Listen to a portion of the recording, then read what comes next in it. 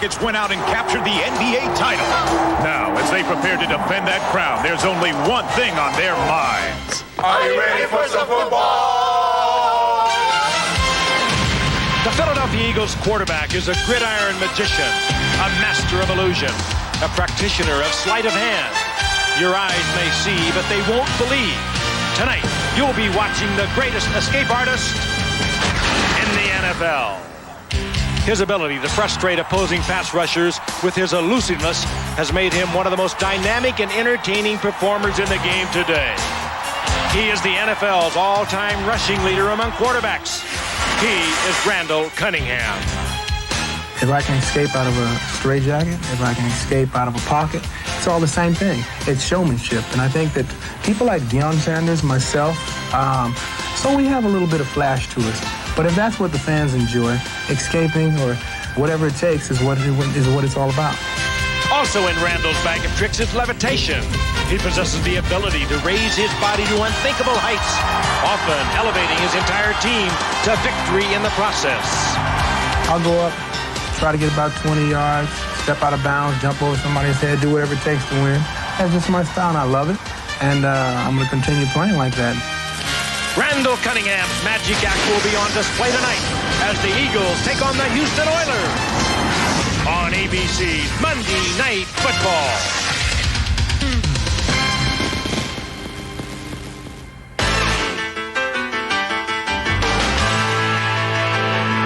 Well, it's Monday night and we're ready to rock. Time to catch all the hits, the bangs, and the flops. It's a Super Bowl season driving in for a year. ABC's big party, the 25th year. We gotta get ready, we gotta get right, 'cause the Oilers and the Eagles are flying high tonight. So get ready, I mean get ready. Are you ready for some football? For Monday Night Party, we got Frank and Al and Dan. They're gonna get it kick-started. Lynn and the crew's all set, the crowd is psyched, 'cause all my rowdy friends are back for Monday night. The skyline of downtown Philadelphia on a beautiful October evening. Philadelphia, the home of the Liberty Bell, a familiar symbol of American freedom. A few miles away, Veterans Stadium, home of the Philadelphia Eagles, where tonight the Eagles will meet the Houston Oilers on ABC's Monday Night Football. Hello again, everyone. Frank Gifford with Al Michaels and Dan Deerdorf. Happy you're with us tonight. A good matchup for you, an interesting matchup for you tonight. The Philadelphia Eagles, coming off a tough loss last week against the Dallas Cowboys, are 4-2 in the Eastern Division of the NFC, and they need a win tonight to stay within one of the Dallas Cowboys, a team that they feel they are the equal to, but they will not meet again until December the 4th. Meanwhile, the Houston Oilers are off to a horrendous start. They come in at 1-5 tonight, struggling everywhere you look. There are rumors of dissension within the locker room. There have been bickering going on. They have lost the one man who apparently can run the run-and-shoot defense. They traded him. I'm speaking, of course, of Warren Moon. But this is a team that is starting to get healthy in various positions. Alan, if Philadelphia is going to look past Houston tonight, they may find themselves in trouble with like a wounded animal. This team is desperate right now. Last time we saw the Oilers, as you know, Frank, 3 weeks ago, they were dreadful on a Monday night, and the best thing they may have going for them tonight is peer pressure. They know most every other player in the National Football League sits at home and watches Monday Night Football, and they don't want to be embarrassed again.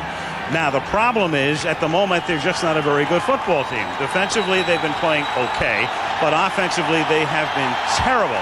At least they get Cody Carlson back tonight. He hasn't played in 3 weeks because of knee and shoulder injuries, and they do get their top running back, Gary Brown, back in the lineup as well. He's missed a month with a twisted ankle. But Jack Pardee, their head coach, said last night the key to our win is our offensive line. They have to protect Carlson and block for Brown. Tonight they go against the Philadelphia Eagles, and while Houston looked horrible the last time we saw them on a Monday night, the Eagles look terrific in week 2 here against Chicago, Dan. And Al, I think the key there is here, because boy, do the Eagles love to play at their home, the Vet. They have a winning streak of 18 consecutive regular game wins here at the Vet when Randall Cunningham is the starting quarterback.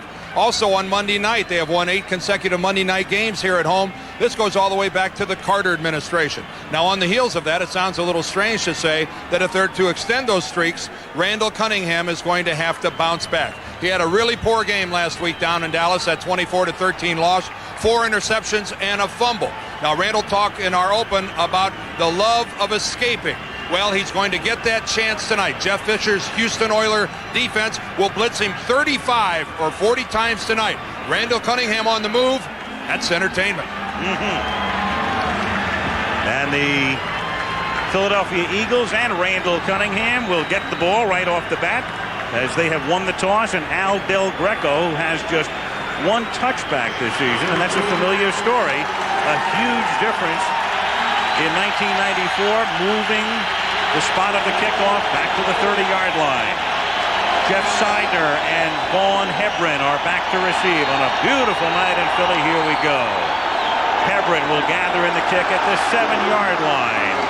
And Vaughn escapes 1 tackle at the 18 and then brings it back to the 23. So Randall Cunningham trying to bounce back after the performance last week with 4 interceptions and a fumble against the Dallas Cowboys. 9 TDs, 7 picks in his 10th year out of Nevada, Las Vegas. Herschel Walker and the great-looking rookie Charlie Garner in the backfield. Barnett and Williams, excellent wideouts. Bavaro, the tight end. And the line has really come along. Bernard Williams was their #1 draft choice from Georgia, with Davis, Alexander, Holmes, and Thompson, the interior 5. They start from an I from the 23-yard line. And on first down, here is the rookie, Charlie Garner, who picks up a yard, maybe 2, up to the 25-yard line. Lathan makes the tackle, Lamar Lathan. Now the Oilers defensively. Kenny Davidson is the ex-Steeler. Childress has been a rock through the years. Montgomery and Lathan up front.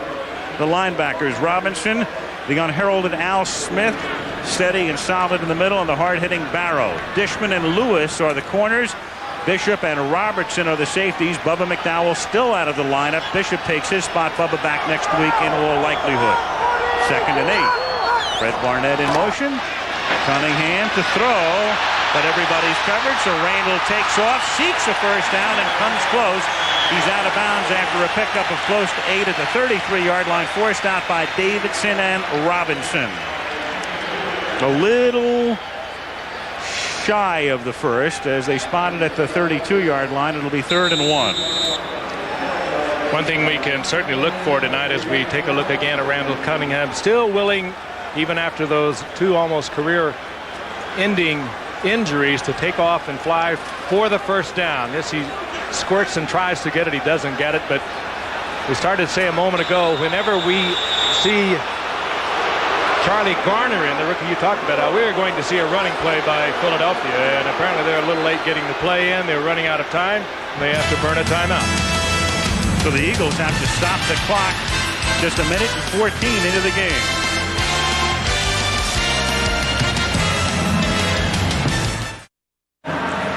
Philadelphia forced to take an early timeout, upcoming a 3rd and 1, and Randall Cunningham this year has carried the ball 7 times on 3rd and 1 and has been successful on each occasion. The Eagles as a team 17 for 18 on 3rd and 1. Walker and Garner in the backfield. Opening drive of the game. Philly from its own 32. There's movement up front as Garner takes it up to the 34-yard line. Appears to have the first down. Wortham makes the tackle. No flag on the play. Montgomery and Alexander appeared to be moving before the snap. Montgomery looked to me like he was in the neutral zone. If not, he was real close to it. He definitely had rocked forward, fell forward in his stance, and must have been far enough from the ball that he didn't fall into the zone. Take a look. There he is, 94 at the bottom of our screen. The only explanation for that is that he was so far off the ball that he had that room to give without getting into the neutral zone. No penalty, and it's academic in a way because they pick up the first down from the 34-yard line. Cunningham.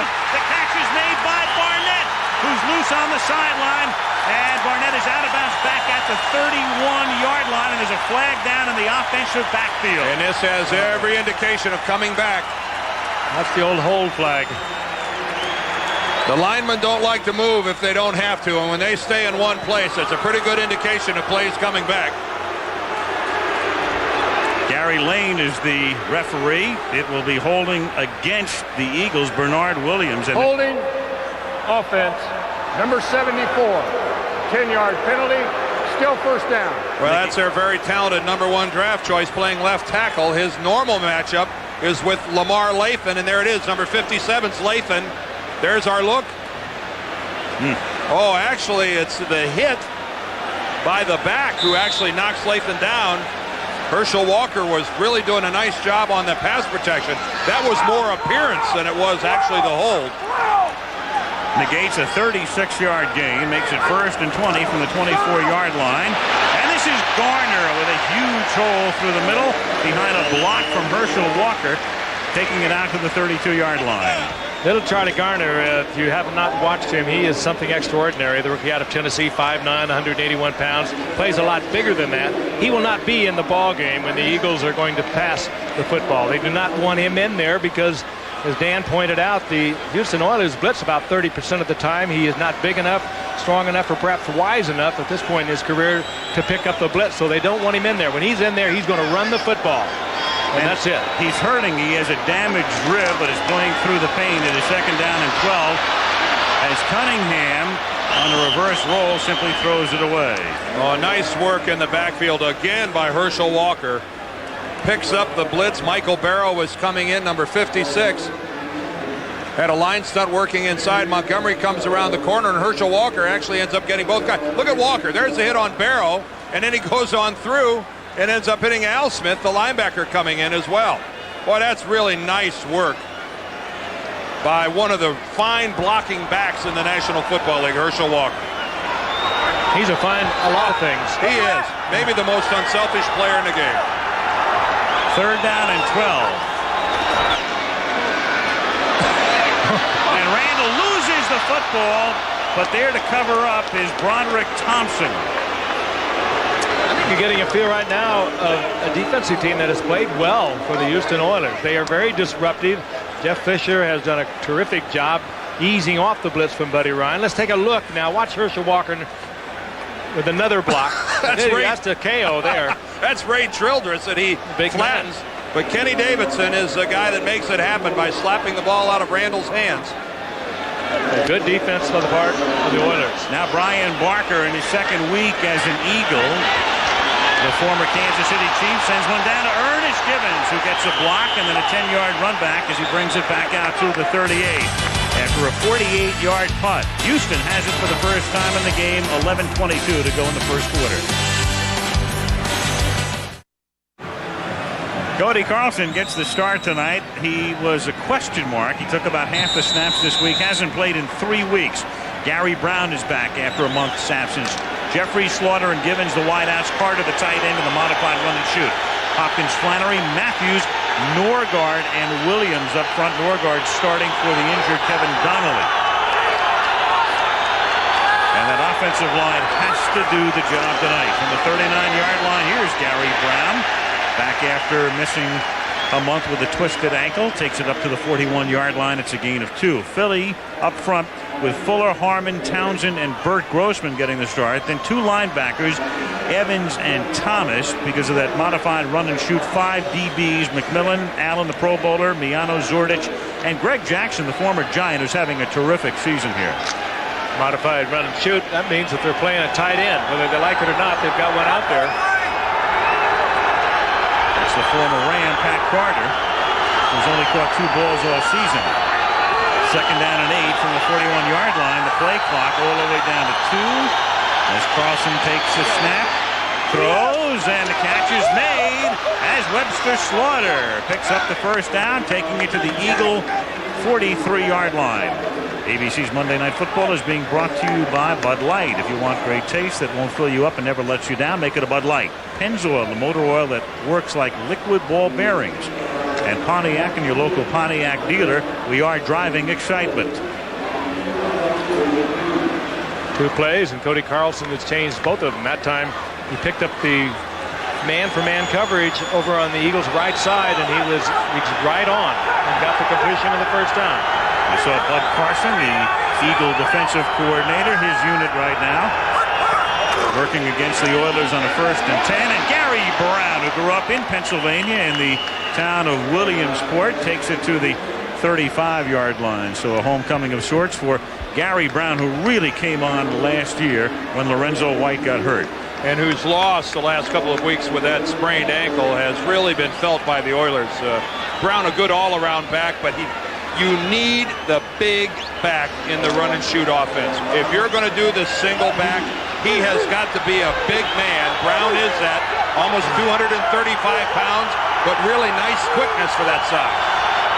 Second and a long one. And here is Gary Brown, who can't get out of the backfield. Great play by Andy Harmon, beginning to emerge as one of the top defensive linemen in the league. Oh, he's a worker, Dan. Richie Kotite raised when he talks about Andy Harmon. He is the less publicized of all these defensive linemen, and certainly the ones that are gone. Speaking, of course, of the great ones that have been part of this team, but he is a worker, a plugger. He will scramble, he'll fight, he'll bite you, he'll do anything to get to the ball. And he's really playing with a handicap, Frank. See that cast on his right arm? Look at that bad thumb. Very reminiscent of what we saw with Neil Smith. He dislocated that thumb, and he's got that soft cast.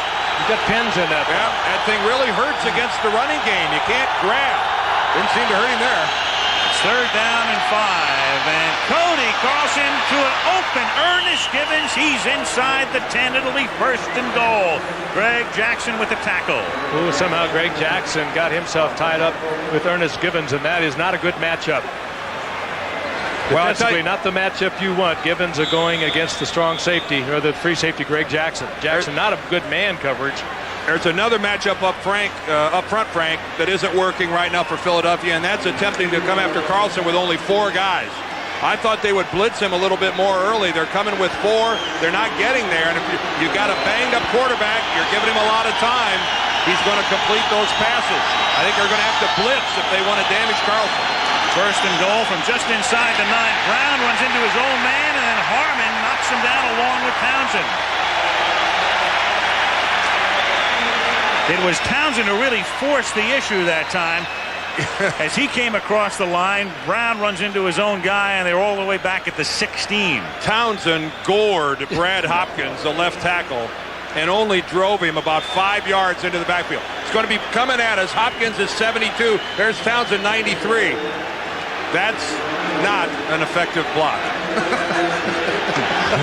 The Oilers all of a sudden find themselves moving backward. You got to watch Jeffrey Fires down, or Haywood Jeffries down here. Jeff Fires, as some people like to call him. He's the big man. Second and goal at the 16, and Carlson throws, and the catch is made by Haywood Jeffries, the aforementioned one, taking it to the 3-yard line. It'll be third down and goal. He's about the only big receiver on this team, and when you get down in this area, you need a big one. And a good read by Carlson.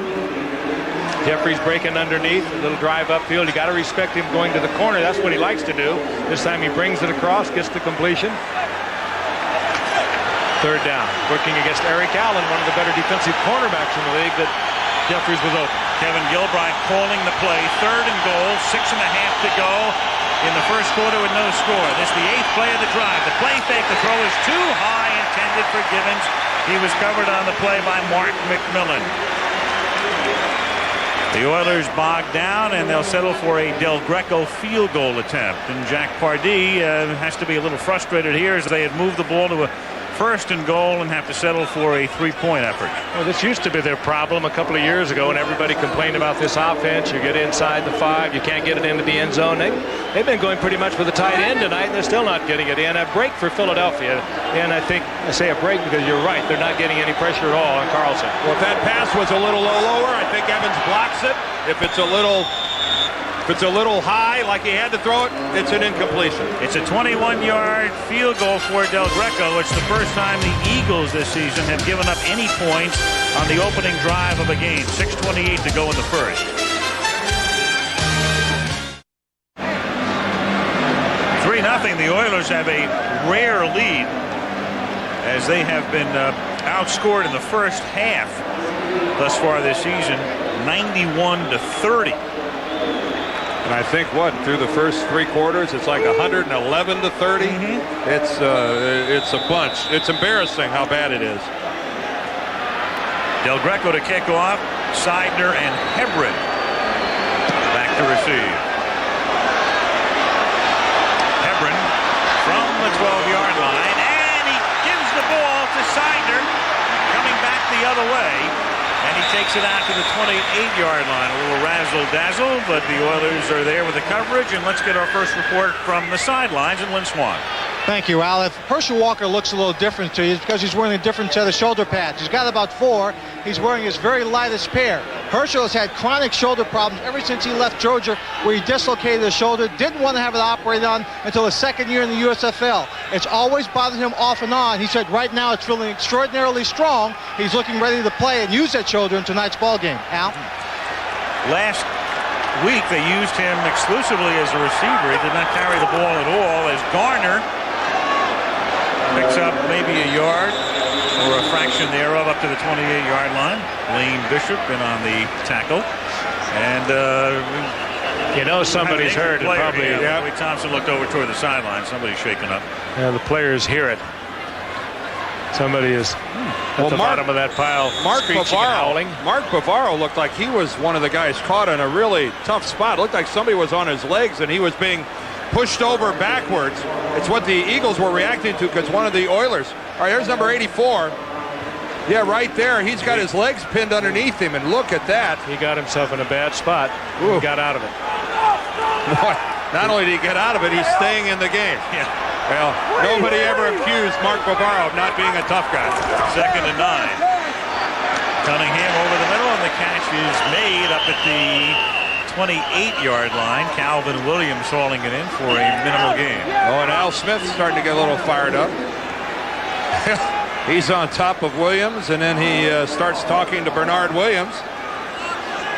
Well, you can almost kind of feel the frustration of this Houston Oilers team all the way up here. You're going to see a lot of that tonight, yakking and pushing and shoving, and it's been a major embarrassment for them. We look at the defensive coordinator, Jeff Fisher, who used to be here with Buddy Ryan and still believes in a lot of Buddy Ryan's tactics, and that means blitz and more blitz. And they better yak, and they better push, and they better shove, or it shows a lack of heart that's terminal. 3rd down and 3, and Cunningham with the blitz, and down he goes. Steve Jackson, the cornerback, and the Oilers love to come in bunches, and it pays off again for them. Well, the minute the back to that side went in motion, you know that Cunningham lost his protection. Walker goes in motion coming towards us. That leaves a clean alley for Jackson. There's no way that Anton Davis can get all the way out of there. That formation in motion by Philadelphia, tailor-made for that blitz. Brian Barker to punt. Ernest Gibbons collects it at the 32-yard line and is tackled right there. Nice play by Britt Hager after a 43-yard punt. 4:24 to go in the first. 3-0 Oilers. That's tomorrow night's lineup, highlighted by Tim Allen in Home Improvement, Brett Butler and Grace Under Fire. The Tuesday lineup, and then Wednesday, Thunder Alley, All-American Girl Roseanne Ellen, and the Blame Game, an ABC News special Wednesday night in primetime right here on ABC. Well, the Eagles didn't blitz Carlson the first time the Oilers had the ball. Let's see if Bud Carson changes strategy this time around. Houston 3, Philadelphia nothing, and flinching on the left side. That wasn't a flinch. John Flannery does a full-blown setup. Offense. Number 55. Prior to the snap, it's a little jerky on the left side. First down. 303-pound jerk. You can't miss this. Nope. There it is. A 300-pound jerk? Jerky. No, believe me, I wouldn't. I'm sure Big John has a VCR, Frank. I'm also sure we got to go down to Houston, too. Just a little jerky on the left side. Oh, okay. First and 15, and Gary Brown up past the 35 and is rolled down at the 40-yard line by Mark McMillan. Gain of 12. Well, it's the dimension that Brown brings. But boy, what a well-blocked play up front by the Houston Oilers. This offensive line has been getting pounded in the press. They've been getting pounded by the opponent's defensive lines, giving up a whole bunch of sacks, but they have started this game on a very strong note. As to whether it lasts or not, we're not sure, but it's a good start by the offensive unit of the Houston Oilers. 2nd and 3 at the 40-yard line, and it's Brown again. Stopped after a gain of just 1 up at the 41-yard line. Andy Harmon is there. It'll set up a 3rd and 2 for the Oilers, who next week go to L.A. to take on the Raiders. And there's a look at Bob Young, Dan's great pal. Yeah, he's the offensive line coach of the Oilers, and you know, it's a different makeup on this team. The great Mike Munchak retires. Doug Dawson, their other starting guard, moves on. He's playing for the Cleveland Browns, so a big change in the middle. Brad Hopkins is just trying to get established at left tackle. The jury still out as to whether he'll ever evolve into a great one. It's a real transition in Houston. Third and a short 2 from the 41-yard line, and Brown tries to pick it up, and Gary Brown is stopped at the 42-yard line. Greg Jackson, the first guy to hit him, and the Eagles have forced an Oiler punt. 2:45 remaining in the first quarter. There seldom will be a lot in the middle when William Perry is anywhere in the vicinity. Tough place to run. Brown, of course, been out for a couple of games. I talked to him before the game. He said, I missed that last Monday against Pittsburgh. I'm not going to miss this one. But you have to wonder if he's 100%. I like the fridge being in there on a punt return. Must be his great ability to get 40 yards downfield and make a block to spring the ball carrier, huh? Here's Rich Camarillo. And it is fielded at the 5-yard line by Seidner. And that's normally an ill-advised play, but he does run it out past the 20 to the 22-yard line. Now here's what you do on a punt return. You block your guy and then you sprint all the way downfield and you get a crushing block. William Perry, boy, he covers a lot of territory on this one. Well, if I stay here, sooner or later it'll get here.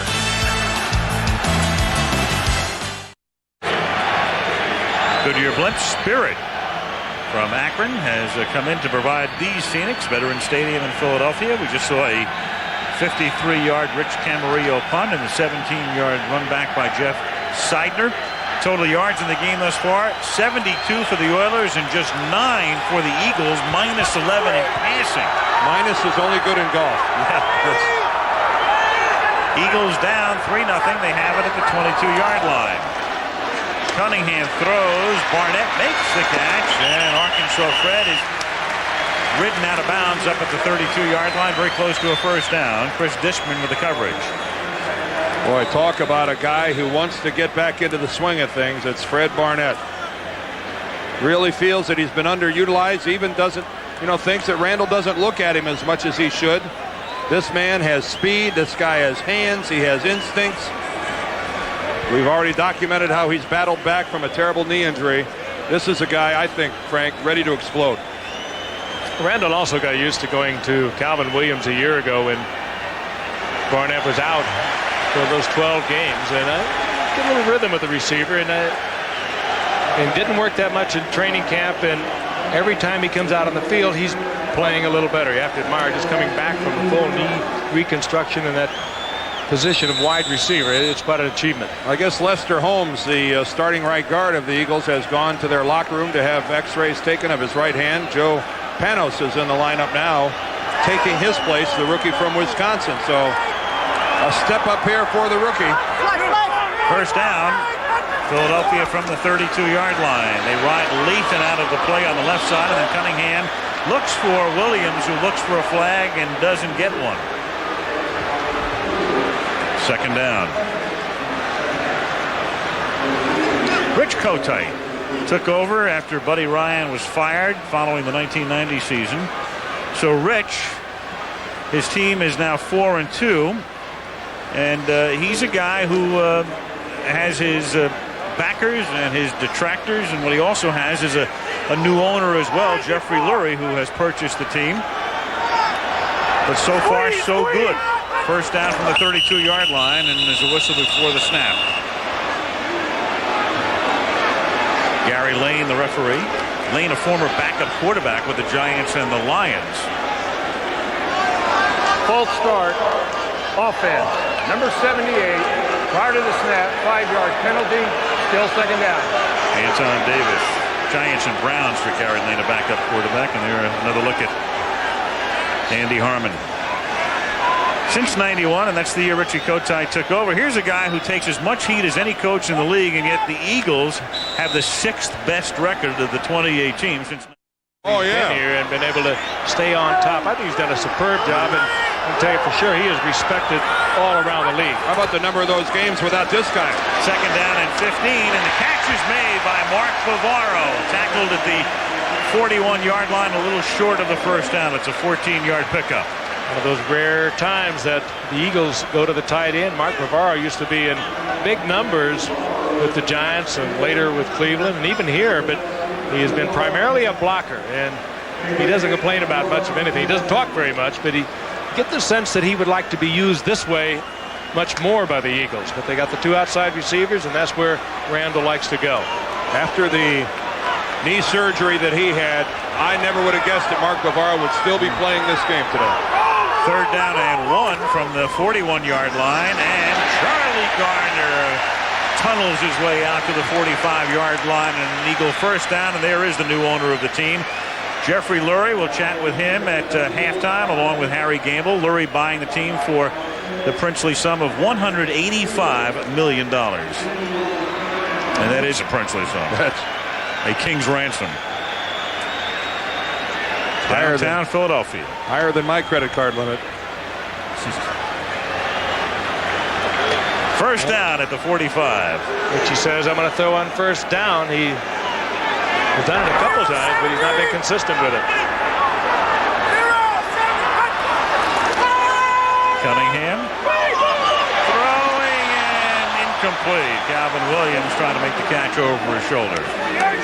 Good positioning there by Darrell Lewis. Darrell Lewis gets a lot of attention because on the other side, Chris Dishman is one of the fine man defensive backs in the league, and Darrell Lewis is emerging as a very fine defensive back. That's Chris Dishman, who had a remarkable record. 9 interceptions the last 15 games for Dishman. Kind of guy you want to stay away from. And he's adapted to the new rules better than people thought he would, better than I thought he would. He used to be a very physical player. He can't do that anymore. Second and 10. Cunningham firing. It's tipped, and it is almost picked off at the 50-yard line by Blaine Bishop. Oh, boy. Bishop had it. And a flag is down, and the penalty is going against the Eagles. Well, this penalty would have been negated and turned down because Bishop had that ball all the way. Actually had it twice and then lost it, looked like, when he got down and hit the ground. Ray Childress asking his sideline for a little help as to whether to accept this penalty or not.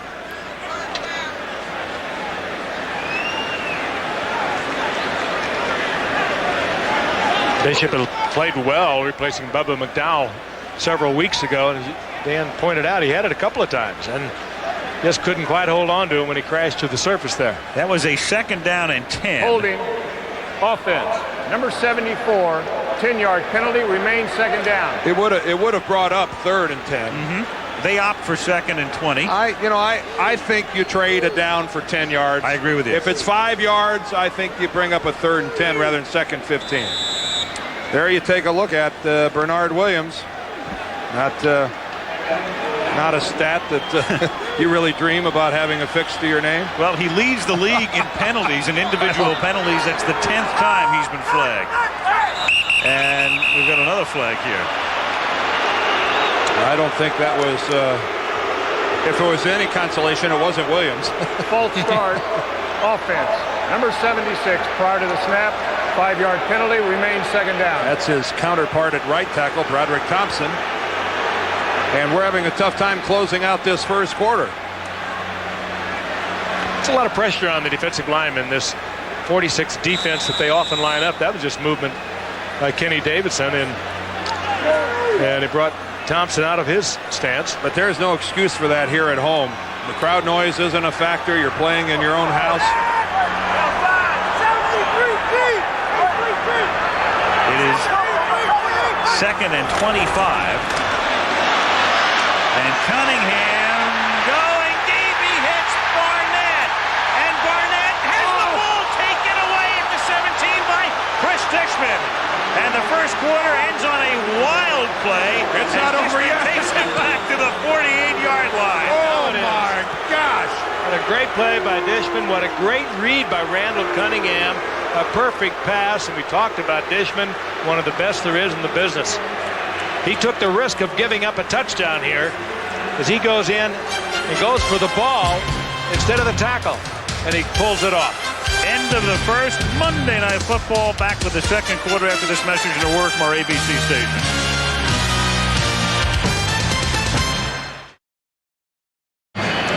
Start the second quarter after a bizarre ending to the first quarter. Houston on top 3-0. Barnett with the catch, and then Dishman with the strip, and it was very reminiscent of a play that took place yesterday in the game between the Chicago Bears and the Detroit Lions involving Chris Gedney and Chris Spielman. First down, Houston from the 46-yard line. Cody Carlson rolling, buying time, and then throws it away, incomplete. It'll be second down and 10. Let's take a look at the strip that took place here. First of all, it was a great call by Cunningham and a great delivery of the ball, and Lewis missed the tackle, and Dishman didn't even think about the tackle. He went right for the ball, and the risk there, of course, if you don't get the football, Barnett's going to be in for 6. And here it was yesterday. Kramer throwing to Gedney. Now watch Spielman come in, number 54. He strips it and runs it back in for a touchdown. I think Frank's point is valid, though. Spielman stole the ball while Gedney was being tackled. If Dishman doesn't come away with that football, Fred Barnett gallops into the end zone for a touchdown. Big risk. Second and 10. Carlson has it tipped. It's incomplete. Byron Evans got a hand on it, the linebacker. Well, I'll tell you, Byron Evans is having a great year, another year. He's in there on the nickel. He's in there in any kind of defense. He's tough against the run. He gets very deep on this.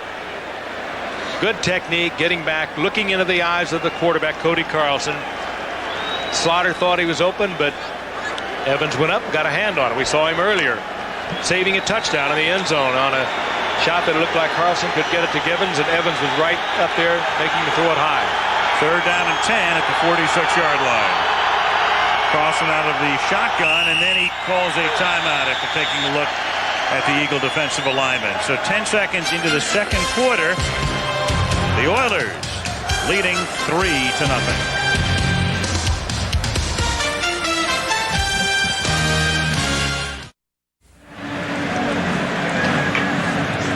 Downtown Philadelphia, as Veterans Stadium is the site of tonight's game in South Philly. The Philadelphia Eagles with a mark of 4-2 and trailing 3-0 to the 1-5 Houston Oilers early in the second quarter. The Eagles showed blitz the last time Cody Carlson brought the Oilers up to the line of scrimmage.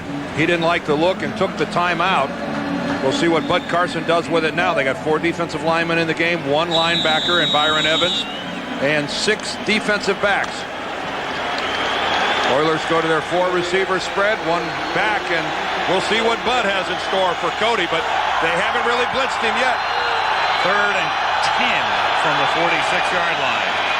It's a 4-man rush, still no blitz. He throws, the catch is made by Slaughter, and then he gets tackled by a quartet of Eagles at the 50-yard line. Dan mentioned 6 DBs. Remember 91, we were in Houston, a crippled-up Eagle team came down there, and Bud Carson absolutely won that game defensively for them, playing much like they're playing now, playing underneath with a couple of hard-hitting safety men in the deep position, and when they caught the football, they came up and they really got ripped. And to do it, you have to swarm like this, and that's what they did that night, and that's what they're trying to do tonight. Yeah, but they're asking the impossible of Webster Slaughter to catch a 5-yard pass pinned against the sideline against 6 DBs and expect to run for the yardage necessary to get the first down. They'll give that look, and they'll give that pass every time to Houston. Rich Camarillo punting from midfield. Jeff Seidner is back to receive it. He calls for a fair catch and makes it at the 17-yard line. Eagles take it at that spot. 14-18 to go in the first half. Houston 3, Philadelphia nothing.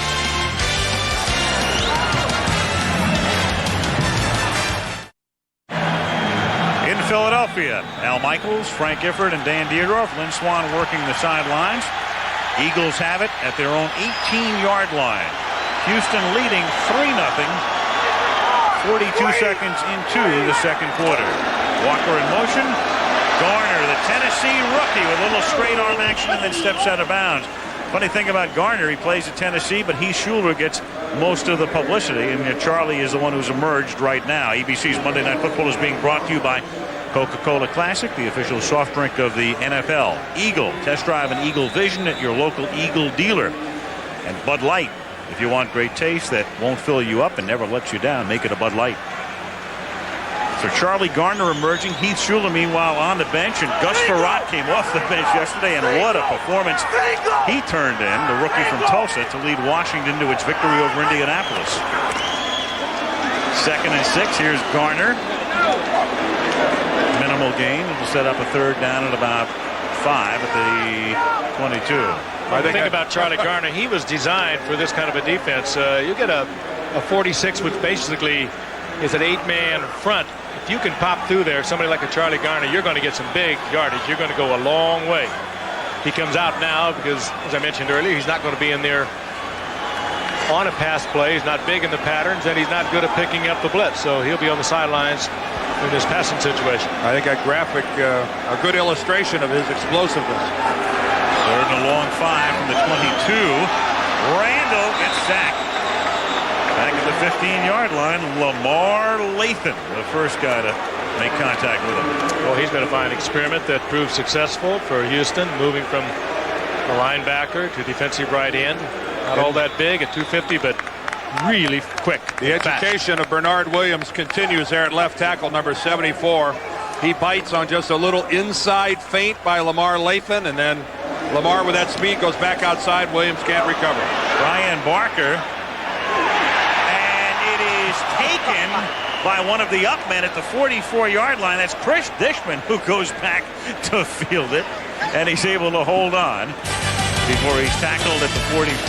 Houston has it at that spot when we come back.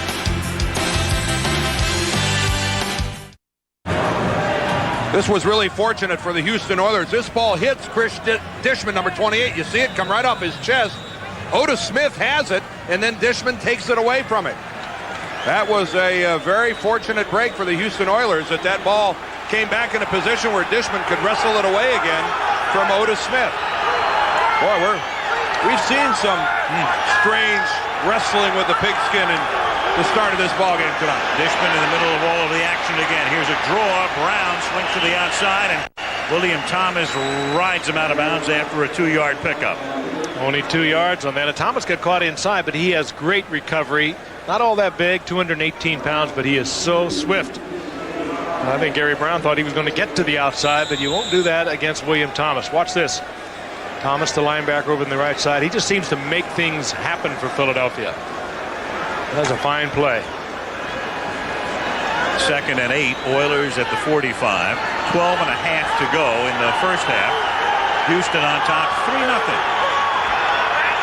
On a chip shot field goal by Al Del Greco. And Carlson's pass is high, intended for Webster Slaughter. Set up a 3rd and 8. Next Monday, Halloween, and we go to Chicago. Our annual visit to Soldier Field. Coming up as the Bears host the Green Bay Packers, NFC Central Division rivals, the Packers and Bears, from Soldier Field a week from tonight. You watch Reggie White Thursday night. Oh, he is awesome. You think there'll be anybody dressed up in the stands? I think we might see a few crazies at that game. I'm carrying my pumpkin. 3rd down at 8, and Carlson lost it going deep and incomplete. Intended for Pat Coleman, who's their go-to guy on 3rd down, but Rich Miano's sticking right with him. Well, the Eagles came with the blitz. Derek Frazier, number 23, came from the bottom, and it was picked up by the Eagles. So we knew, Cody Carlson knew, and Kevin Gilbride knew that they had the man coverage out there, the one-on-one. Cody just laid the ball out there a little too far. Jeff Seidner back to accept the kick. Rich Camarillo in his 14th year in the league. Owns a Super Bowl ring. Played in the Super Bowl with New England after the '85 season. Angles it. Seidner fields it at the 11-yard line, and the slithery one brings it back out to the 17. It was a 44-yard kick and a 6-yard return. 12 minutes to go in the first half. Oilers 3, Eagles 0. Sunday on ABC, Sudafed Skate America International featuring Michelle Kwan, the Tour Championship, the final round coming your way live this Sunday on ABC. Philadelphia trailing 3-0. They've been sputtering and staggering offensively. First down from the 18. Cunningham throws and hits Bavaro over the middle, and the tight end makes his second catch of the night. A flag comes in at the end of the play as he takes it out to the 33-yard line. Flag coming in very late, and again Bavaro with a deep turn-in look for Randall Cunningham. They gave Cunningham protection. Bavaro worked his way open. There's a good look at it too. Illegal contact. Defense. Number 23. Penalties decline. First down. Bishop in there illegally, but naturally they'll decline if they pick up the first down.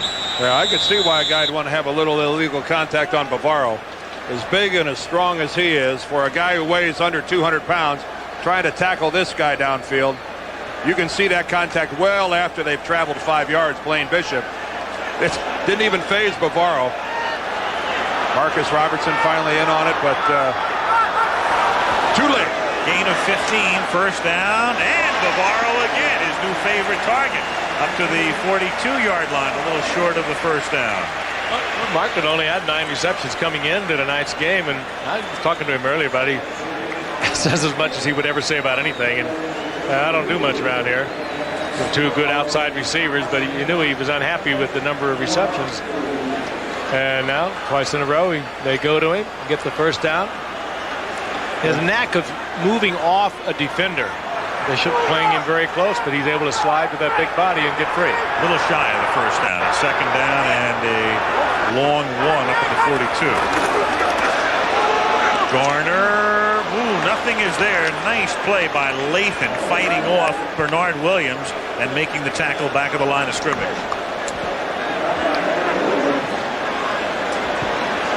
Zeke Bratkowski. Interesting combination they've worked out here. Actually, the calls are made by Richie Kotite. Let's take a look at Al Smith. Tough against the run, tough against Herschel Walker, and takes Walker out of that run play, and the rest of the defense closes it down. Charlie Garner. 3rd and 4 to 39. 10-10 to go in the half. Oilers on top 3-0. Good protection for Randall, and he throws, and the catch is made at the Houston 45-yard line for a first down into the arms of Arkansas Fred Barnett. Well, you certainly can't say anything about the way Randall Cunningham is throwing the football tonight except exceptional. He's had good coverage. He's had 2 long plays that have been negated because of fumbles and penalties. But when he is throwing the ball downfield like this toss here to Fred Barnett, look at the placement of the football. Just absolutely perfect. Good coverage by Robertson. He was in position. That ball was perfectly thrown. Away to the outside, elevated, just absolutely perfect. Eagles at the 45-yard line. Again, good protection. The catch is made by Calvin Williams. Inside the 20, inside the 10, run out of bounds at the 7. And again, we're going at it downfield. Calvin Williams, Marcus Robertson over on the sidelines. Randall Cunningham has a confidence that he hasn't had before in an offensive line, knowing that they will give him a good, solid look at the field. Under no pressure whatsoever, sidearms the ball. But again, Frank, we talked about the placement of the football. That throw to Williams, perfectly placed. Well, Williams was covered, and he kept it alive for Cunningham, and you're right, he drilled it right in there, but Calvin Williams turned into a superb receiver a year ago when Barnett was down.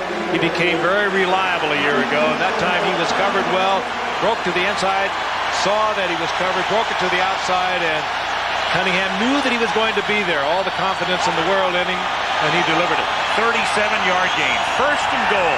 The Eagles with their deepest penetration.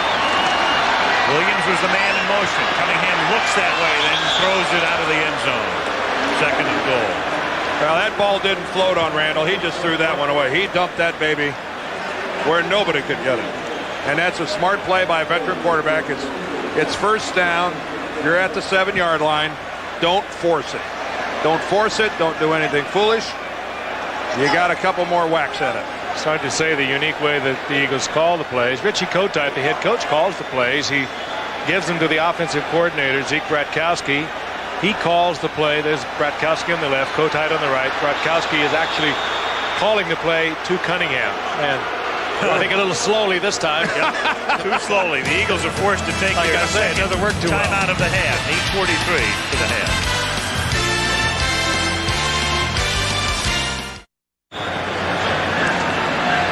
Well, here's the situation. 2nd and goal, 7-yard line. The double threat comes into play, and Jeff Fisher there, the defensive coordinator of the Oilers, knows it. This is where Randall Cunningham can hand it to somebody. He can throw it, and we all know what else he can do with it. He can take it himself and turn some acrobatics into a touchdown. 2nd and goal from the 7. 8:43 remaining in the first half. Oilers leading 3-0.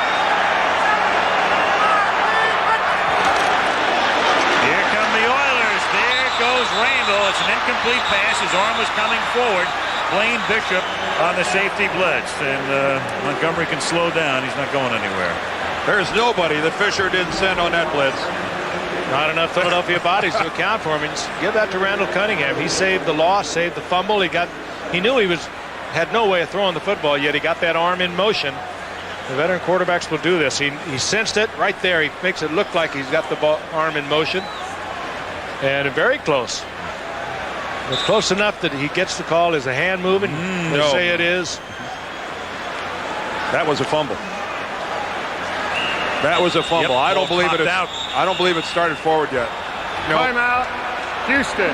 That is their second charge team timeout.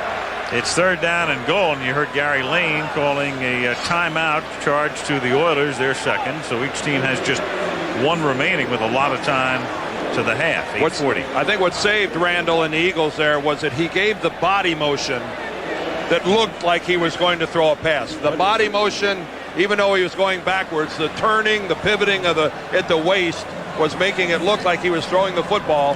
What saved him was the official didn't see it in slow motion. And the official, he's standing behind him. He's looking at it from behind. Right here is the wind up, and that's really, I think, what saved it. That gives the illustration and the look that he's going to go forward with the ball. Pretty tough to see split second whether or not that hand is moving forward when the ball separates from the hand. That's a virtual impossibility for a referee to see it like that. Well, even in the old days, in the replay days, it would be the same result because the whistle would have ended the play. That's exactly right. The inadvertent whistle. Yes. 3rd and goal from the 7. Victor Bailey is in motion. The play fake to buy a little time. He swings it out to Garner. And Garner is tackled at the 1-yard line. Marcus Robertson along with Eddie Robinson. Oh, listen to the crowd. Knock him down. The crowd wants the Eagles to go for it. And they are going to. I'll tell you, Charlie Garner is almost genetically constructed to play on artificial surface. He is so quick. This is a design play. We have a lead block. That's Broderick Thompson with a pull groin out in front. He gets his block. Garner tries to duck it into the end zone. Out that great speed and a good defensive play. I'll tell you something, guys. This is Richie Kotite's newfound belief in this offensive line. This wouldn't have happened a couple years ago. 4th and goal, and the play clock down to 2, and the play fake, and Cunningham throws, and it's incomplete.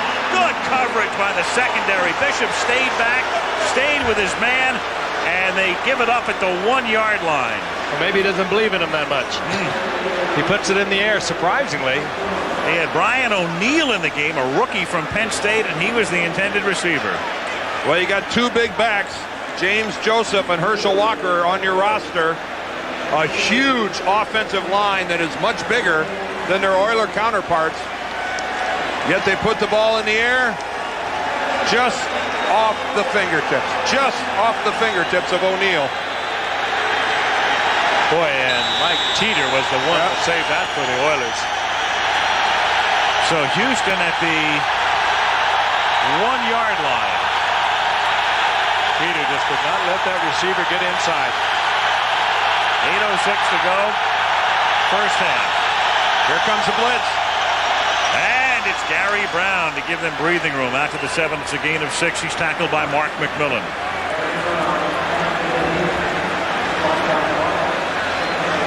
Bud Carson.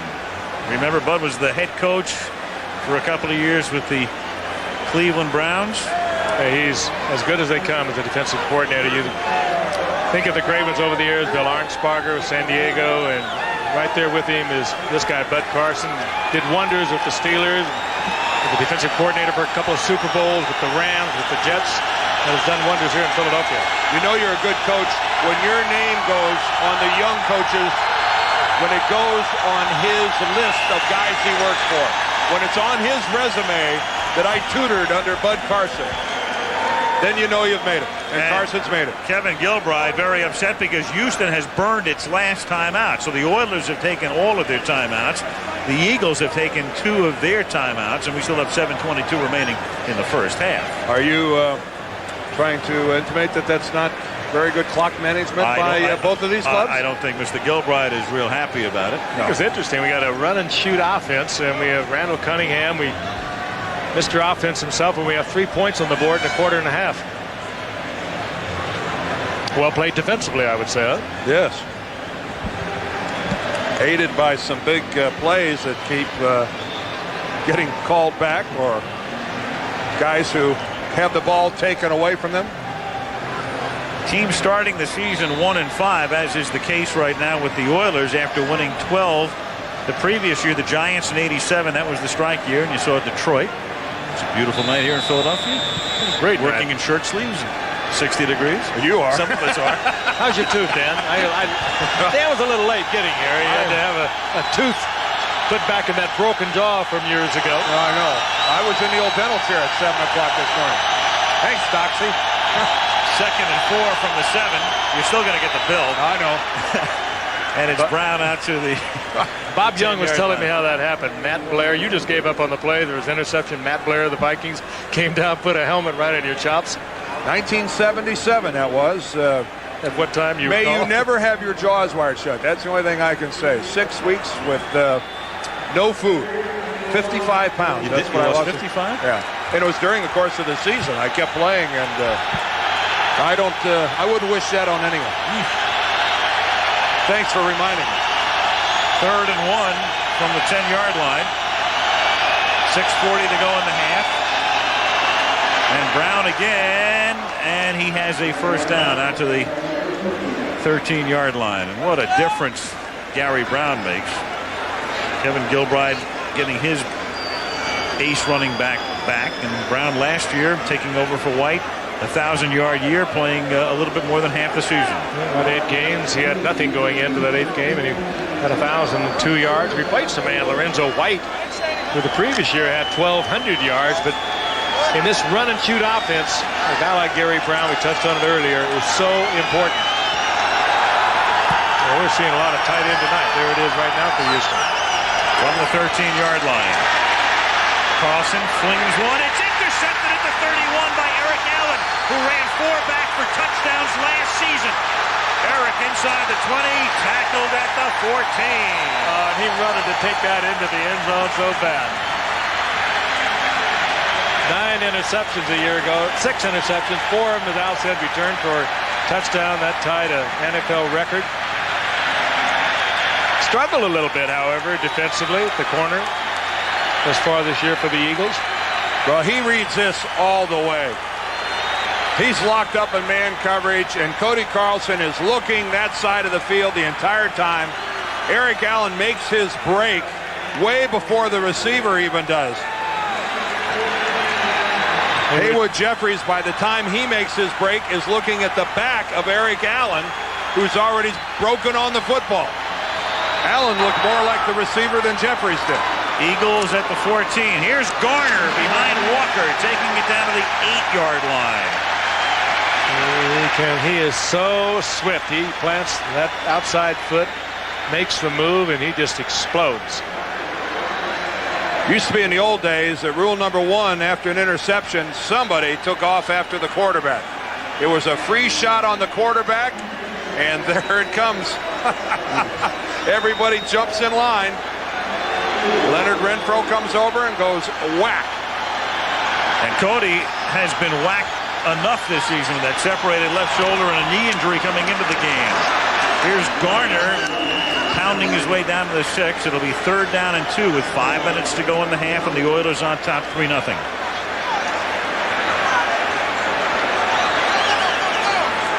Carlson, he was a game-time decision. Jack Pardee waited until an hour before the game, and there's Billy Joe Tolliver, who is the new number 2 guy. Bucky Richardson, who had been the starting quarterback, is now the extra QB tonight. Keep in mind with Carlson, though, it's his left shoulder that has been the problem, not his throwing shoulder. It's his non-throwing shoulder. 3rd and 1, and Garner has the first down, takes it to the 1-yard line. Tackled by Marcus Robertson. Oilers had to know it was going to be run. Garner stayed in that offensive backfield. They've been taking him out anytime they're going to throw the football. Boy, this is an indication how far things come. They're in the I formation with Herschel Walker at the fullback. Maybe one of the most famous I tailbacks of all time in the I formation, now playing fullback. And one of the best blocking backs you could have there. Now they have Joseph as the blocking back. Garner as the tailback. They send O'Neal in motion, and they run it to that side. Touchdown, Garner. Well, he explodes. 181 pounds.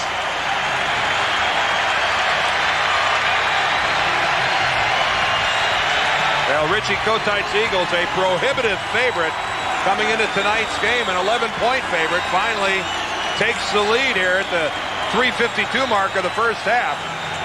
Good, solid work up front. Look at the double team. Great work there on the left side by Bernard Williams, Antone Davis, Mark Bavaro. Really uncontested into the end zone for Charlie Garner. Eddie Murray for the point after. Brian Barker to hold. Low snap. Nice job by Barker, and the kick is just inside the right upright. John Hudson was the snapper, so the interception is very costly for Carlson. Eric Allen with the pick. And then the Eagles, after being stopped on their previous effort at the 1-yard line on a 4th down play, cash in. And they're warming up on the sidelines. It's not that cool tonight that you wouldn't be throwing the football if you weren't planning on a little action. Billy Joe Tolliver, who we thought might be going to start tonight, depending upon the condition of Cody Carlson. They didn't really decide until just before the game that Carlson would start. Goodyear Blimp, Spirit of Akron, hovering above the Vet, home of the Eagles and the Philadelphia Phillies. Tim McCarver, a pal at the game tonight. He and Jim Palmer and I will be doing the 3rd game of the World Series tomorrow. Timmy's had a lot of time off, haven't you, Timmy? Doing a lot of fishing, hanging around. Talked a little baseball today. I had to fly in late. Lee Thomas was on the plane with me today, the general manager of the Philadelphia Phillies. Everyone in baseball just scratches their head. How could this have happened? And hockey as well. Only game in town right here. Eddie Murray to kick off, sends a bouncing ball down to the 12-yard line. John Henry Mills brings it out past the 30 up to the 35. Every time you say bouncing ball, I'm looking for Mitch Miller. Follow the bouncing ball. Garner. Well, he's not particularly sartorially splendid, but on the stat sheet, he's got 6 points rung up. Particularly sartorially Don't ask me to repeat. splendid. That's right. It's enough syllables. You do need some baseball. Oh, boy. Touchdown directly You've got some built-up hormones you need to dispense, Al. A pass that Cody Carlson would like to have had back. Fourth ball picked up by Eric Allen. Carlson is 4 of 10. The fake to Brown, that doesn't fool the Eagles, but he gets the pass away, and it's caught by Pat Carter. So the tight end makes his first reception of the game. It's a gain of 4. Zordich in on the tackle. Been a long year for Cody. He went down in the first game with a damaged left shoulder. He came back in the 4th game, and the game we had against the Pittsburgh Steelers, he went out of that one re-injuring the shoulder and hurting a knee and tearing up his nose. And it's been a long year. Other than that, things have been kind of smooth for him. Other than that, he was sartorially splendid. He was. particularly. Second down and 6 from the 40-yard line. Brown to the 42. Now the Oilers have used all of their timeouts, so the only time they can stop the clock is at the 2-minute warning. That hurts. That hurts. Those are timeouts you would very much like to have. And it's timeouts. Those are timeouts that are wasted just because there's a failure in communications. You see it more and more. Of course, the fewer seconds available to every team in the league now to run your plays, get them in. It's hurt everybody. 3rd and 4 up at the 42-yard line. Catch is made. Gibbons, and he escapes 2 would-be tackles and takes it all the way to the 19-yard line. Greg Jackson finally corrals him. Ernest Gibbons. A strange defense on the part of the Eagles. A delayed blitz, and it left the Eagles in a man-for-man situation deep. Good read by Carlson. See, 56, Evans coming late. Gibbons with a good catch, a good run, gets it to the 20-yard line. Houston's threatening here late in the first half. 2-minute warning.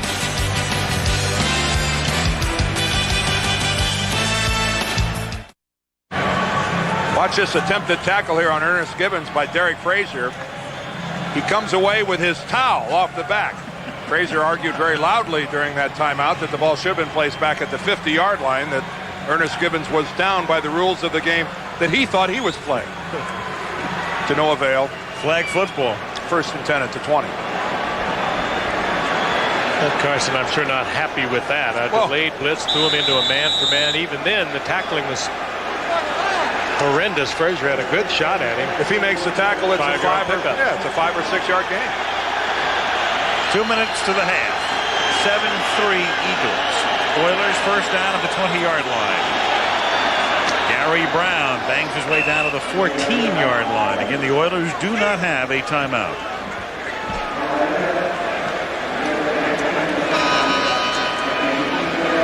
Oilers not quite sure if they're going into it. They are going into a somewhat of a sugar huddle right up close to the line of scrimmage.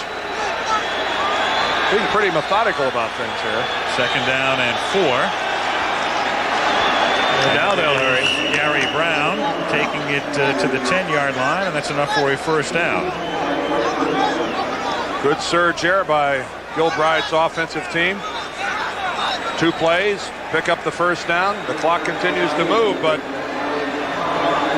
a better offensive performance than I think the Eagles were expecting out of the Oilers. 1st and goal at the 9-yard line. Yeah, they'd have moved more quickly out of the huddle, I think.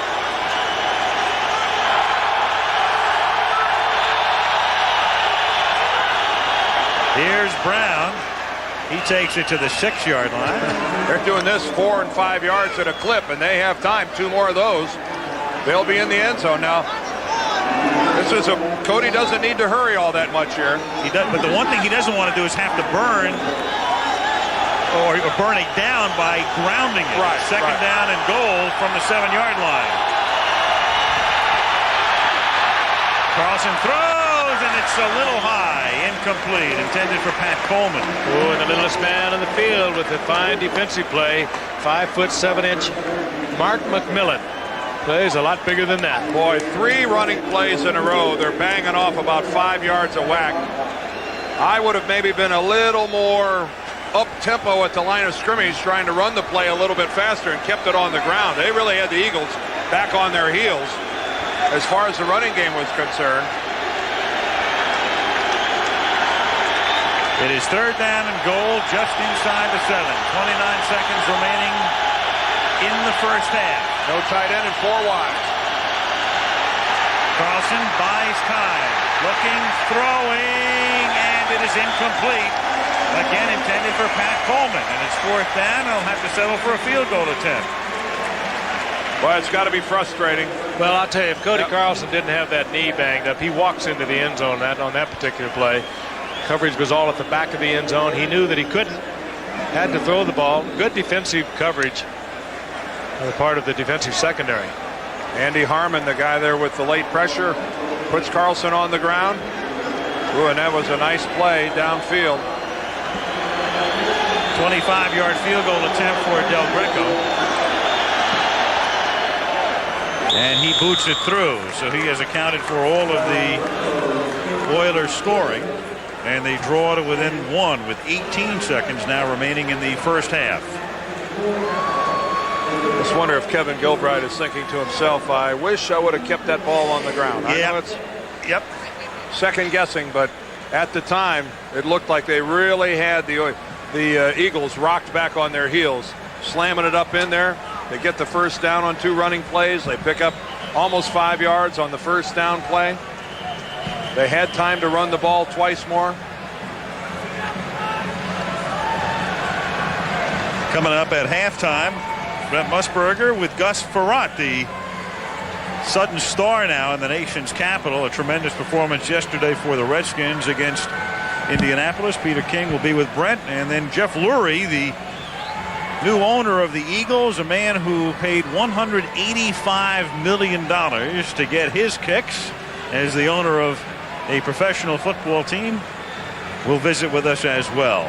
What a guy. What enthusiasm. Grew up in New England, was a big Giants fan over the years. And he just loves what he's doing right now. He might have liked the Giants, but he loved the Patriots. In fact, he tried to buy. There he is. Jeff Lurie tried to buy the Patriots, but could not consummate the deal. And then he found out through John Shaw of the LA Rams that the Eagles were for sale. And so he looked into this opportunity and bought the team from Norman Brayman, and nobody has ever paid more for a professional sports franchise in North America. We mentioned a couple of Eagles owners. Leonard Toews is at tonight's game. He hasn't been around for some time. Doing well. Del Greco sends it down to the 11-yard line. Vaughn Hebron brings it back out to the 34 with 12 seconds remaining in the first half. So Randall will conceivably attempt to get the ball deep enough downfield for the Oilers or for the Eagles to attempt a field goal. Yes, I think Jeff Fisher was aware of that too. Back up, back up. This is a guy that he can put a little air under the ball now.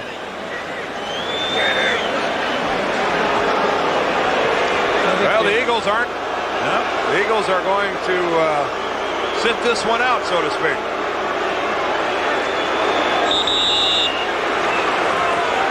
Randall takes a knee, and that is the end of the first half at Veterans Stadium. Eric Allen's interception, the big play, it sets up the only touchdown of the half. At the half, Philadelphia 7, Houston 6. Back with our halftime activities after this from our ABC station.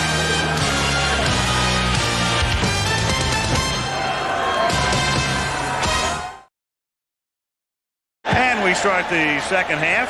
The Philadelphia Eagles with Eddie Murray to kick off, leading 7-6.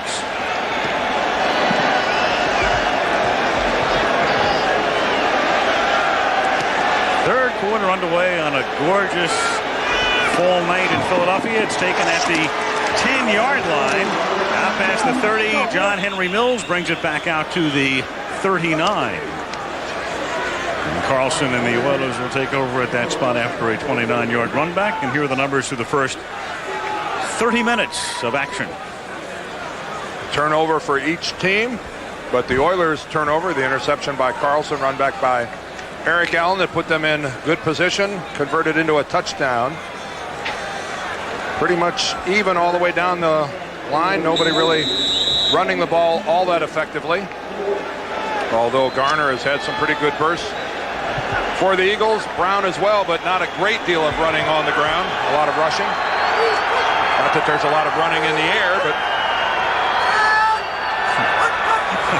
from the 39-yard line, sometimes there's walking on it. Gary Brown for a gain of 2.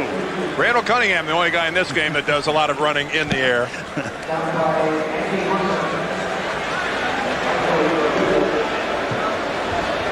Gary Brown back in action, twisted his ankle against Cincinnati. Randall Cunningham awaiting his turn on the Eagle bench.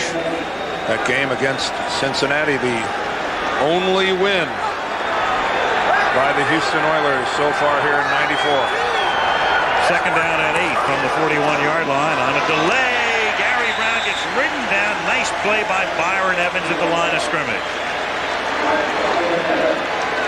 Again, the Oilers on second and long, going with the tight end offense. Kind of a strange offense. It seems to me you commit to a run and shoot, go with it, or you don't.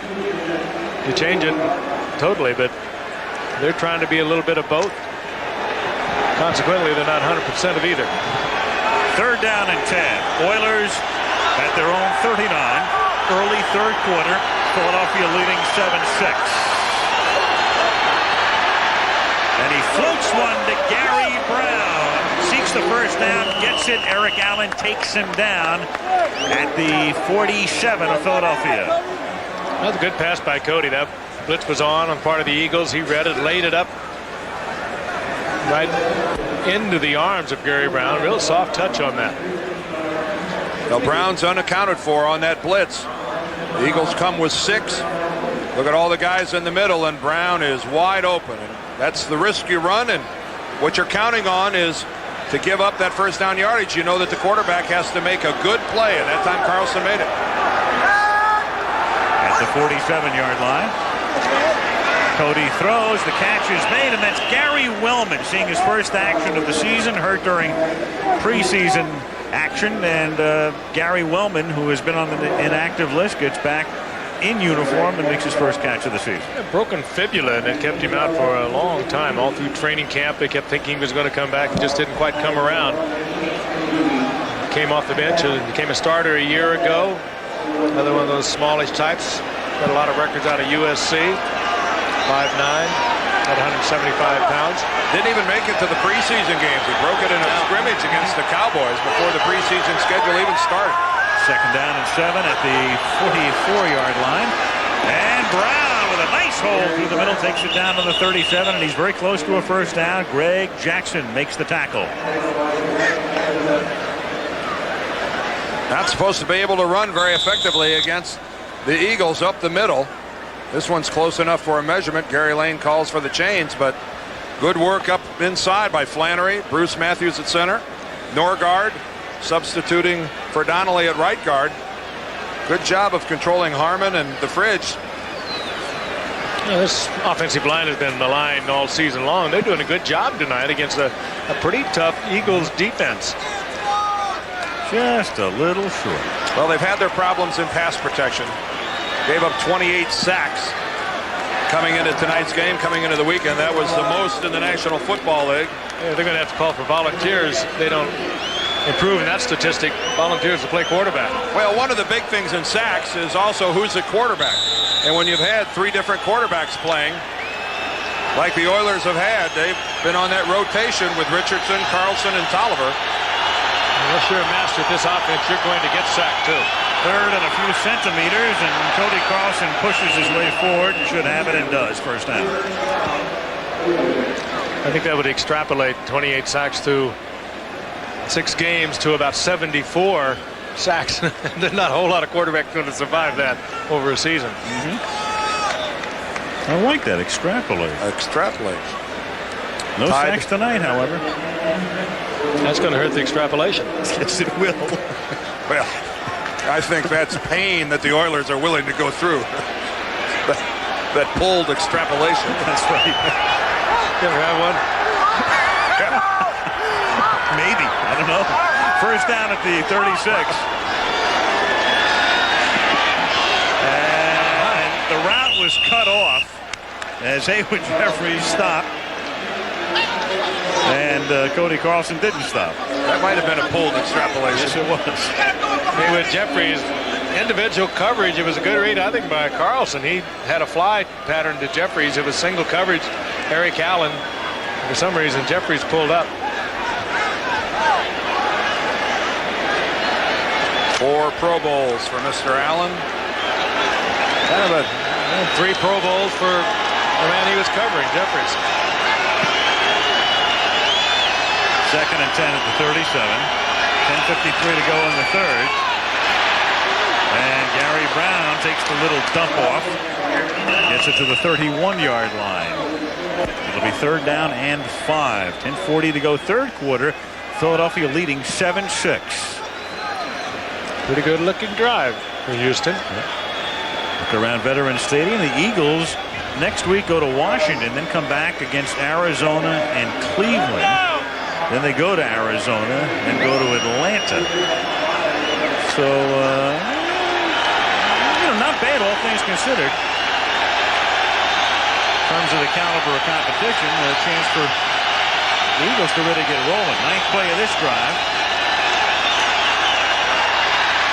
Cody throws, and it's tipped, and it's incomplete. And a tip by Byron Evans. It's about the third tip for Byron Evans tonight. We mentioned earlier he plays against a run as good as you'd ever want a middle linebacker to do it. They leave him in the nickel. They leave him in the dime. They get their money's worth out of a really great football player, Byron Evans. Got a penalty here.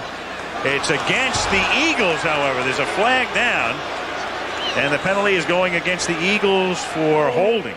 It's going to be against William Fuller, if I had to take a guess.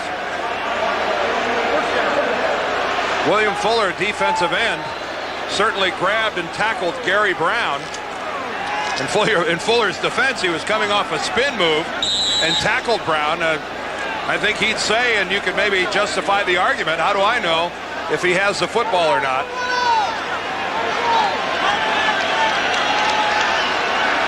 An automatic first down. Defensive holding. Ball is at the 26-yard line. Gary Brown fumbles the football. It is picked up by Derek Frazier, and the Eagles have it at the 35-yard line. And a smart move by Frazier. He lost a potential touchdown, but he made certain he had the football. So many would try to scoop that up off the carpet. They'd bobble it, but Frazier comes up with a key turnover. And Philadelphia gets it back.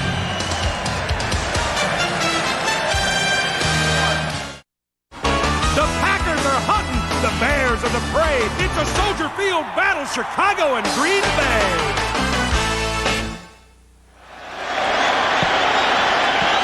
The Philadelphia Eagles, after the turnover, have it at the 35-yard line. That's the first time they've had the ball in this half. And Randall Cunningham with a one-point lead throws, and it's batted away at the last moment, intended for Mark Bavaro. Blaine Bishop reading Cunningham that time. The Philadelphia Eagles in the first half going to Bavaro on 4 different occasions. Let's go back to the turnover. Good work here by Greg Townsend, number 93. He stands up Flannery, but then Bert Grossman comes knifing in from the side. He gets the hit on Gary Brown, and that pops that ball loose.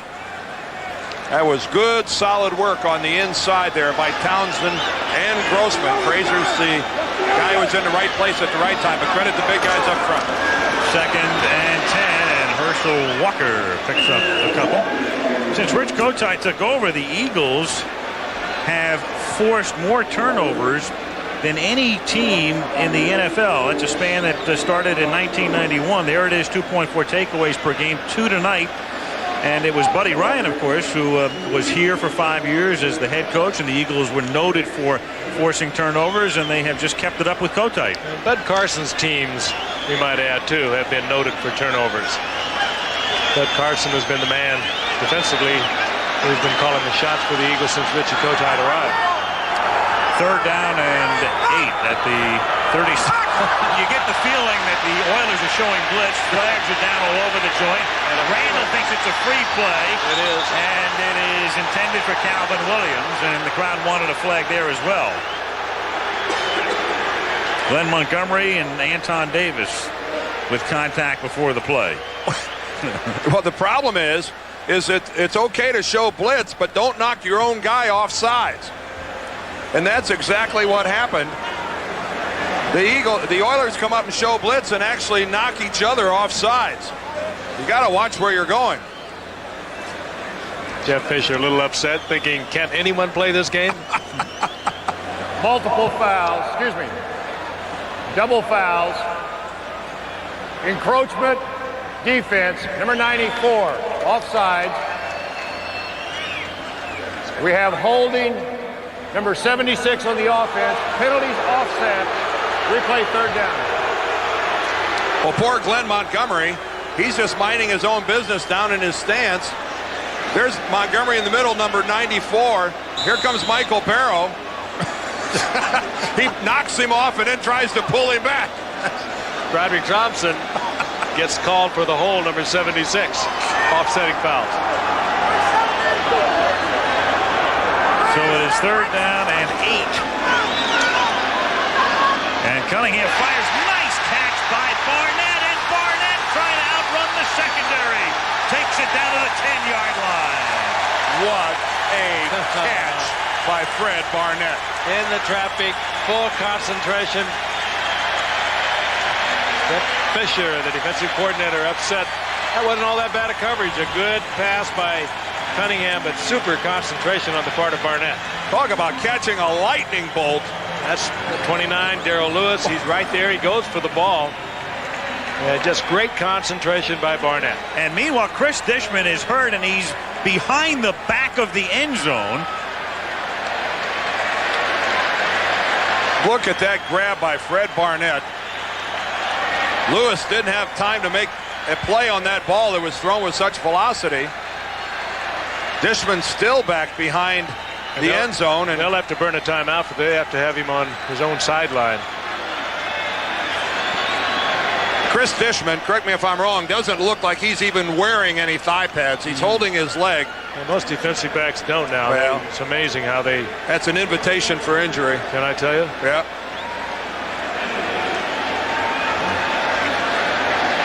But your defensive backs will do just about anything to lighten up, maybe get just a fraction more speed. Chris actually looks like he's hot. There he is right there to the left. He's hopping to get out of the way. And looks like he comes down awkwardly on his left leg. The foot stuck to the turf. Yeah. And out he goes, so they're minus their key cornerback as the Eagles have a first and goal at the 9. 8:35 remaining in the third quarter. 7-6 Philly. Garner. And that's a beautiful, well, it was almost a beautiful play by Eddie Robinson, but the rest of the defense has to do its job. And he's finally forced out of bounds at the 17-yard line. And the crowd wants a penalty on Darrell Lewis. Tell you, the guy that started that thing going, once he reverses direction, Randall Cunningham gets over there and throws a block for Charlie Garner. Looked like Eddie Robinson had the big play for a loss initially. Look on the right side. Here comes Cunningham back and gets Robinson. But the crowd incensed at the end of this thing that there was no call on Darrell Lewis. And the Eagles run out of time on the play clock. They have to call timeout again. They take a timeout. After a loss of 8, it'll be second and goal Philly at the 17 with 8:04 remaining in the third.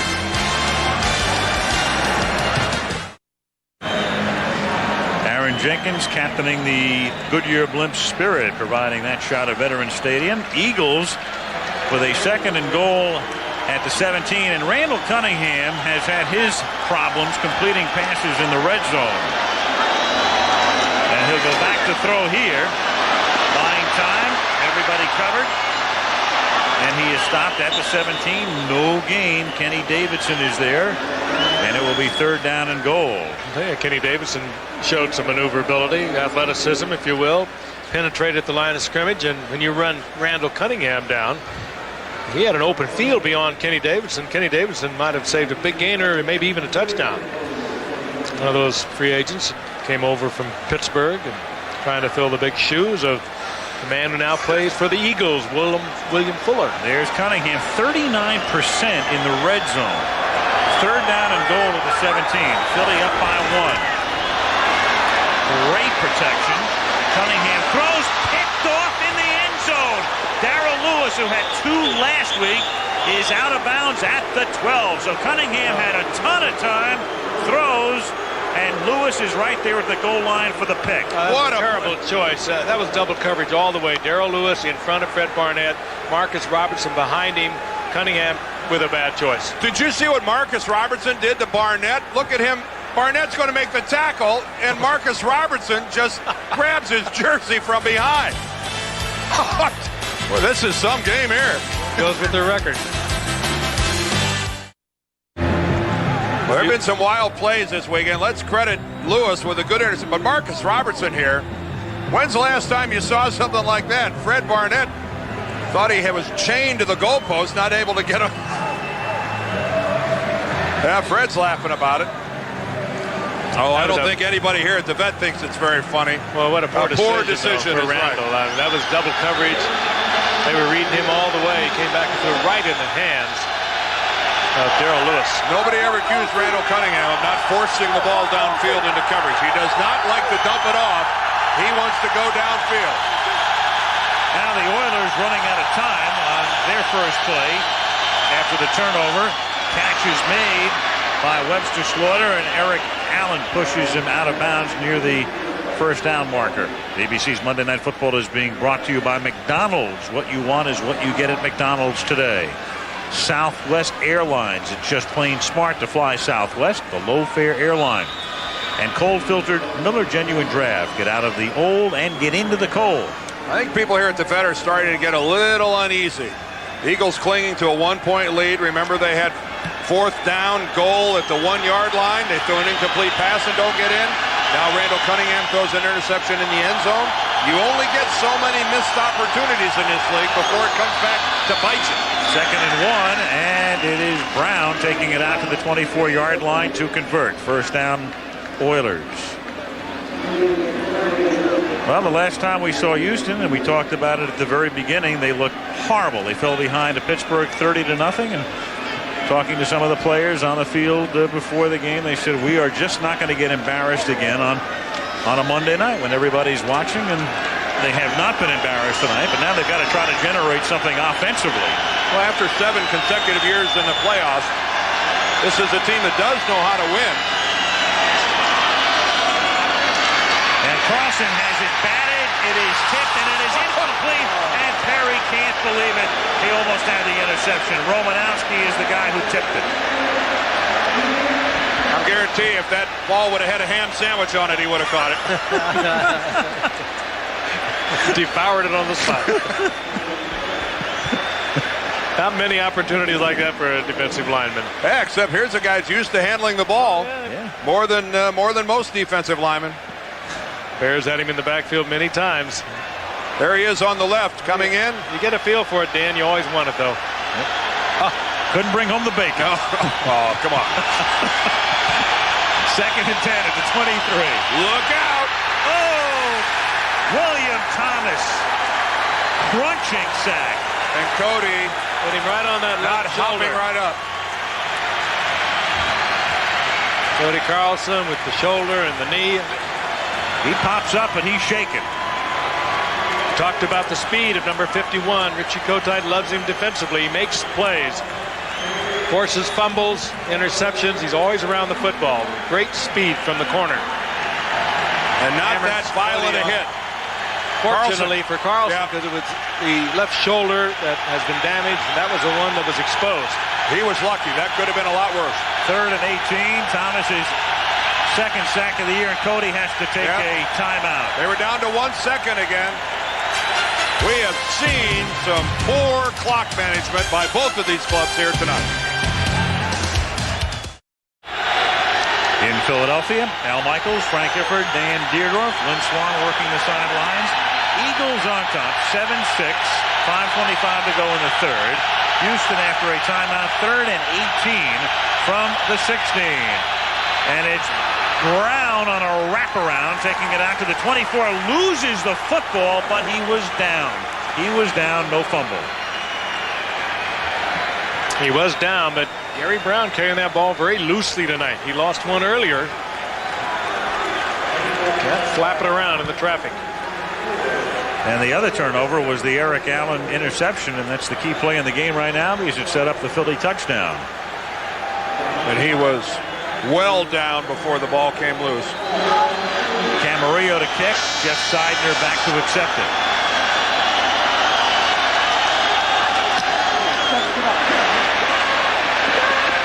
It's a 36-yard kick. And Seidner with a 7-yard run back out to the 47. Eagles have it near midfield. 4:35 left in the 3rd. Philly by 1.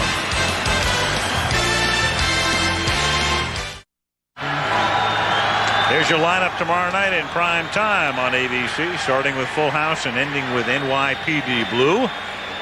And then the lineup on Wednesday night, beginning with Thunder Alley and closing with an ABC News special, The Blame Game. Tomorrow and Wednesday in prime time right here on ABC. The Eagles could use a little home improvement right now. Yes. Only leading by 1 point, favored by 11. And Cunningham off the play fake. Barnett there going deep, and Barnett makes the catch. And Fred Barnett scores. Touchdown Eagles. Oh, well, it took a while, but two great athletes combining. Terrific pass by Cunningham, sprinting to the right. Barnett, easy catch, difficult to get into the end zone. Well, some measure of redemption for Fred Barnett. Had one long pass called back by a penalty. Had another long pass where he just plain had the ball stolen away from him.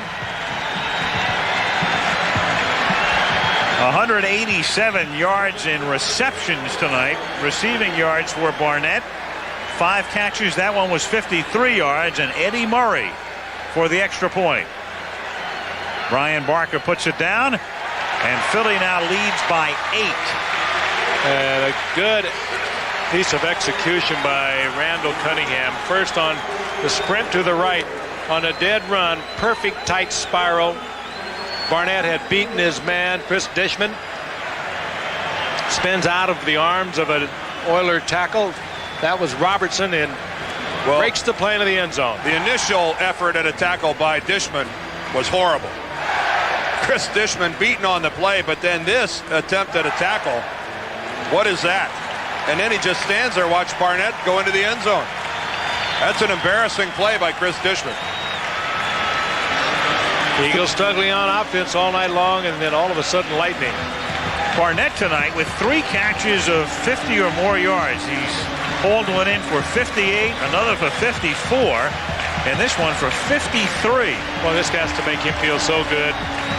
Tore that knee up in the 4th game a year ago. Pro Bowl after the 92 season, and was off to a great start a year ago. And then all the months of rehab, all the pain you go through, and to come up with a big play like that. Look at this. Look at this. He gives it to Lynn Swan. That's a great sight. Well, that's one great receiver handing the ball to another. Yeah, that's recognizing greatness. Eddie Murray to kick off. Something tells me we're going to get a sideline report from Swanee pretty soon. He was relatively close to the action there. So, Lynn, what are you going to do with the football? Hey, Al, he just came over to the sideline and he just handed me the ball. He just said, "This one's for you." Tremendous sign of respect, I guess, from one receiver to another. I think I'll have him autograph it and put it on my mantle. Right. I think he might want your autograph, Lynn.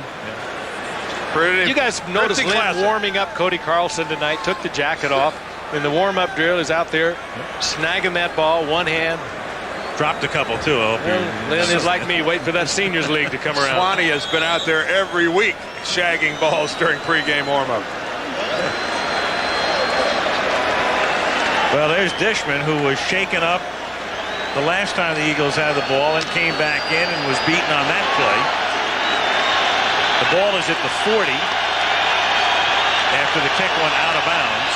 And with 4:18 to go in the 3rd, Cody Carlson on 1st and 10 gives it to Gary Brown, and he picks up just a yard.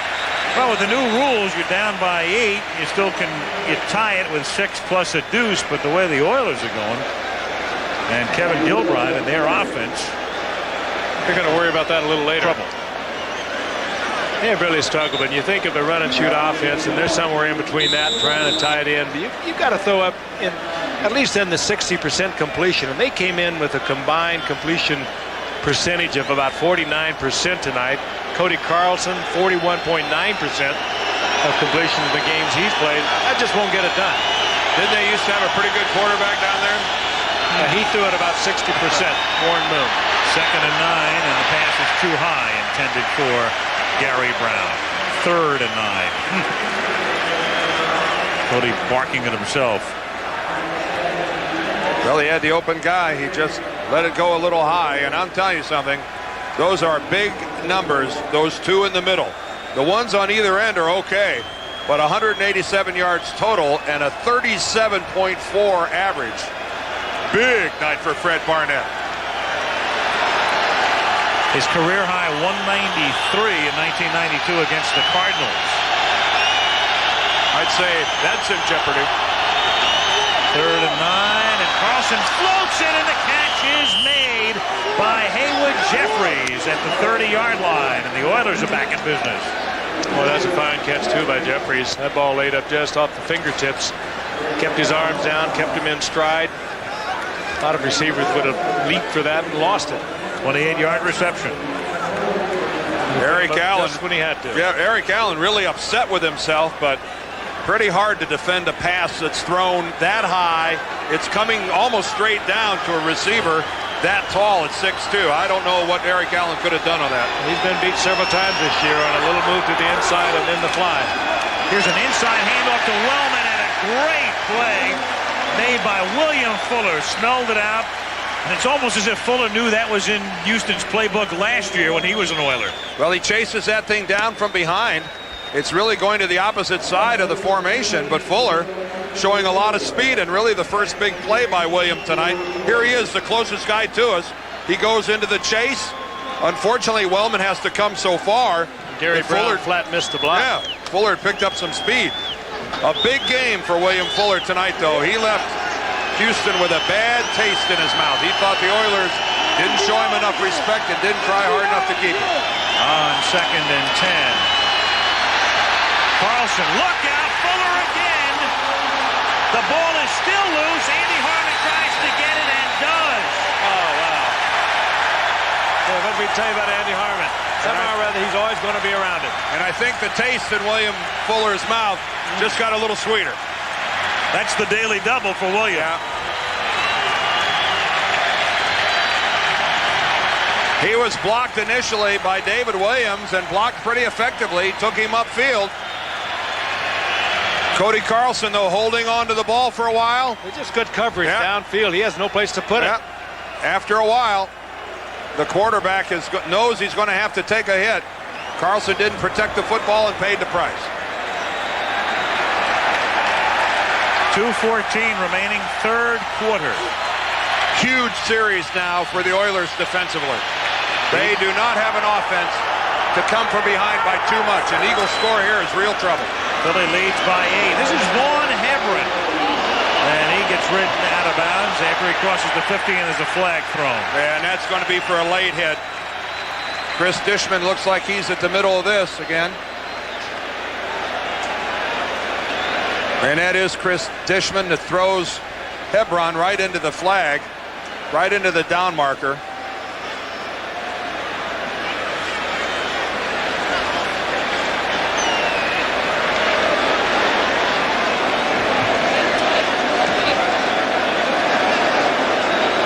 Crew discussing it. Tolliver, meanwhile, Billy Joe loosens up. Gary Lane, the referee tonight. All right, there's Dishman locked up on Hebron. The ball goes down, but watch the end of this right here. He just literally throws Hebron. Double fouls. Illegal use of the hands. Hands to the face offense, number 87. Personal foul. 28. 28. Number 28 on the defense. Penalties offset. Replay first down. Well, Maurice Johnson, the tight end of the Eagles, called for the illegal use of the hands, and Chris Dishman after the play and way out of bounds for the personal foul. On the right-hand side, there's 87. There's Maurice Johnson, and, well, a good look right there at the right hand, right up in the face mask. And Chris Dishman lucky that his not real smart play at the end, he got away with it. Back once we begin. 1st and 10. Big hole. Vaughn Hebron. And a first down as he rides the Oilers down to the 36-yard line. Houston trying to strip it. And Hebron holding on and taking it down for a pickup of 16. I think that's that Dishman again that tries to get in there and strip the ball away. Well, we talked about Garner's smallness. He's Hebron is 5'8", 190 pounds, and he runs a lot like Garner. Just accelerates, tucks. Look, he hides the football well, covers it up. Dishman trying to pull it out of there. He tried to pull it out and got pulled about 7 or 8 yards in the process. Arnett in motion. Here's Hebron to the right side on first down, going nowhere. Al Smith knocks him down.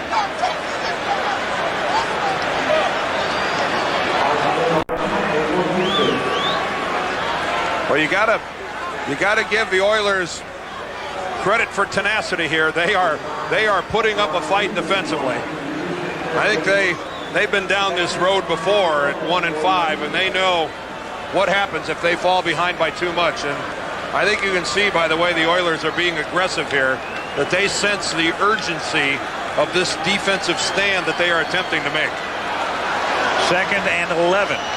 Half a minute to go, third quarter, and the play clock expires. So the Eagles late in getting up to the line, and a delay of game penalty. I can't recall a game where I have seen as many miscues on both sides in clock management. I tell you, that had to be late coming into Randall. Ordinarily you could blame it on Randall, but no, I don't. I'm not affixing blame to players. Well, I'm not either, but I'm just saying that Randall is shaking his head. He's just not getting to play in time to get to the line of scrimmage. It is and when you are that late coming in with it, you don't get an opportunity to change it off if you get the defensive set you don't want to see, and you can't automatic. More often than not, it's because it's late coming in from the sidelines, and I think that's a new sign now in the National Football League. We understand what that means. I can't hear you. My radio's not working. Audio difficulties. 2nd and 16. Cunningham, reverse roll. Herschel Walker, who's been pretty silent to this point, makes the catch, and down he goes at the 33, and we've got a fight at the 45-yard line. It is Broderick Thompson. He's the Eagle involved. Well, you don't see this very often. And it's Ray Childress. Not where two guys down on the ground, helmets flying. I mean, these are big guys going at it here now. This isn't Andre Rison and Deion Sanders. This is WWF stuff. Yeah, this is. Somebody may be leaving us here. Fighting in the NFL is not tolerated except by Rison and Sanders. Right, except by superstars. And there was the punch landed there, so nobody got hurt. Gary Lane. Thompson was blocking on the back side against Childress.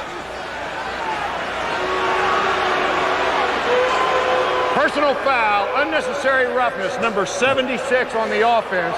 During the play, 15-yard penalty from the previous spot, 2nd down. Ooh.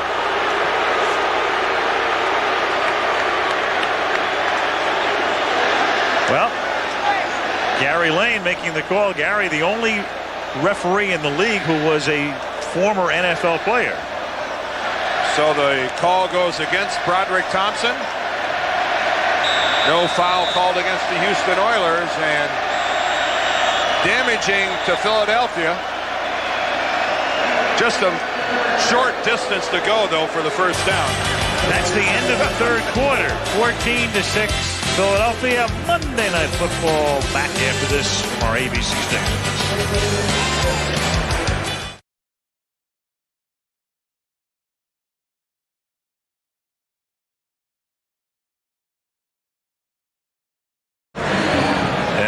Veterans Stadium in Philadelphia. Al Michaels, Frank Gifford, Dan Dieroff, Lynn Swan working the sidelines. Our producer Ken Wolf, director Craig Janoff. Monday Night Football, 8th week, 8 out of 17 Monday nights. Almost at the halfway mark. Off to Chicago next Monday night. Halloween night, Bears, Packers. Have we had a game on Halloween night since Indianapolis? No, sir. The wild one in Indy, 88. We start the fourth quarter here. It is 2nd and 31 after that last penalty from the 42. Philly up by 8. Cunningham tries to get about half of it back, and Mark Bavaro was the intended receiver. Incomplete. I don't know whether Dishman got a hand on it or not. He made a good play for it, though. Could have even picked that off. Cunningham looking for Bavaro. good looking Holding shot at it. Dishman right in offense. front of him. Number 76. Penalties decline. Third down. Broderick Thompson with the hole, and it's declined. It's 3rd and 31. They're in this 3rd and 31 because of a penalty on Thompson, and that one got declined. He could have put him in a 3rd and 41 if they would have accepted that thing. And we have been told that we will be seeing a new Oiler quarterback in the next series. Billy Joe Tolliver warming up. Not a lot of faith in your starter, is it? You're only down by 8. Which way? 3rd and 31. The Eagles have to get to the Oiler 27 to convert. And Randall throws it about 10 yards out of bounds. Nobody even close. Nobody even open. Yep. Nobody close to being open. So precious little chance of converting for the total yardage on 3rd and 31. Certainly no time to throw an interception. And again, Randall Cunningham, not much of a guy to work underneath. He loves to go downfield and admits it. Brian Barker toward Ernest Givens. And Ernest gets hit right away. It was Otis Smith who got down there after a 34-yard punt. So Tolliver takes over, and the Oilers trail by 8.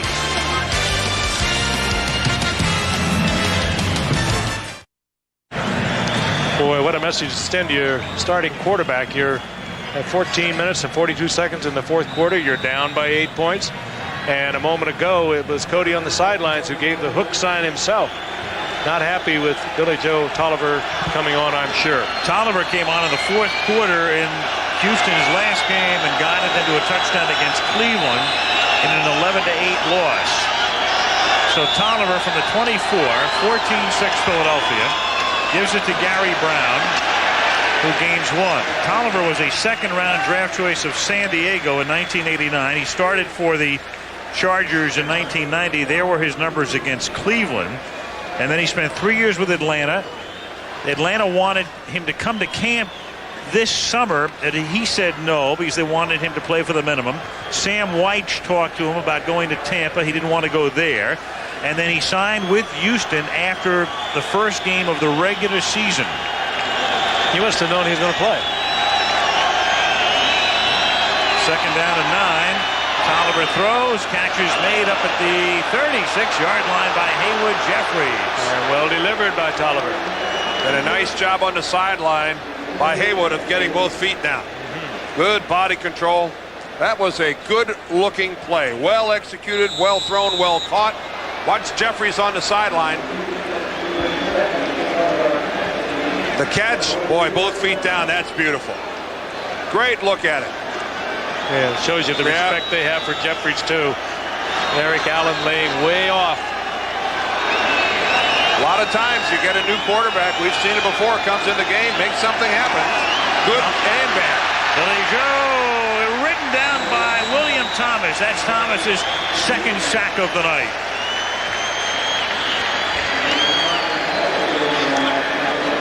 Tolliver finding nowhere to go. I don't think we'll see. I think we'll probably see a little more blitzing now. You should bring a new quarterback off the bench.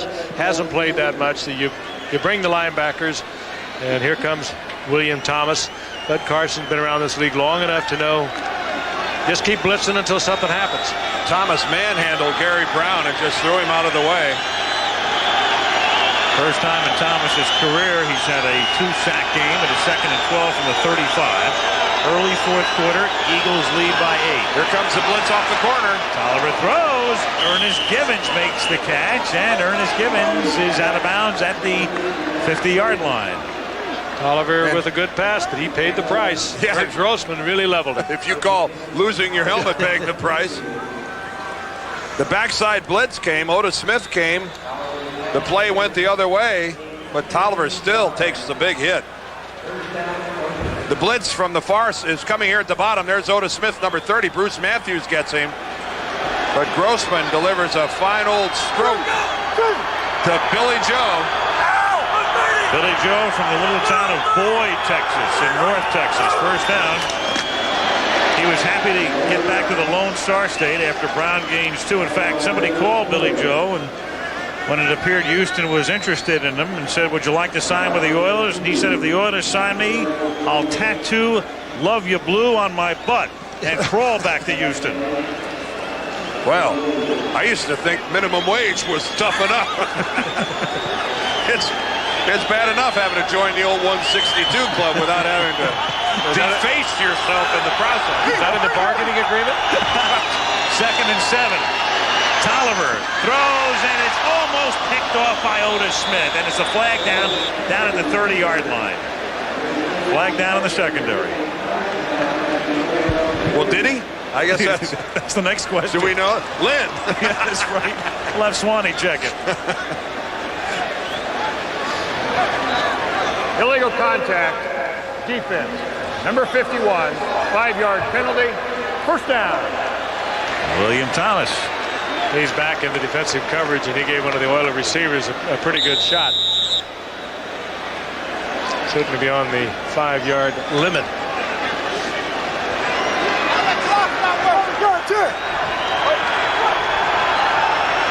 Oilers at the 43. 12:02 remaining in the fourth quarter. Comes blitz. And it's Brown. And Gary Brown is inside the 20, tackled at the 18. Mark McMillan finally stops him. So far, Billy Joe Tolliver has been very impressive against the blitz. They have blitzed him on every play. He's made big plays on a couple of occasions, and the Oilers are moving downfield. Watch the top of your screen. William Thomas, number 51, comes across the line of scrimmage, gets in Tolliver's face. He gets the ball to Brown, and Brown gets the yardage down the sideline. They faked that reverse to Wellman that they ran earlier. The one, remember the one that William Fuller ran down from behind, and that was the companion play to it, and it worked. 24-yard gain on first down. Here is Brown, the workhorse, takes it to the 14-yard line. That's a gain of 4. Philadelphia leading 14-6. Tolliver only played 7 minutes. You saw the stats a moment ago, the fourth quarter of last week's game against Cleveland. Only played 7 minutes that fourth quarter and was rather effective. That 7 minutes was his entire season as well. Gary Brown's numbers aren't that good, but he seems to be having a lot better night than that would indicate. You'd look at those numbers and think that they were inaccurate. Yeah, they're accurate, but he's having a better night than those numbers show.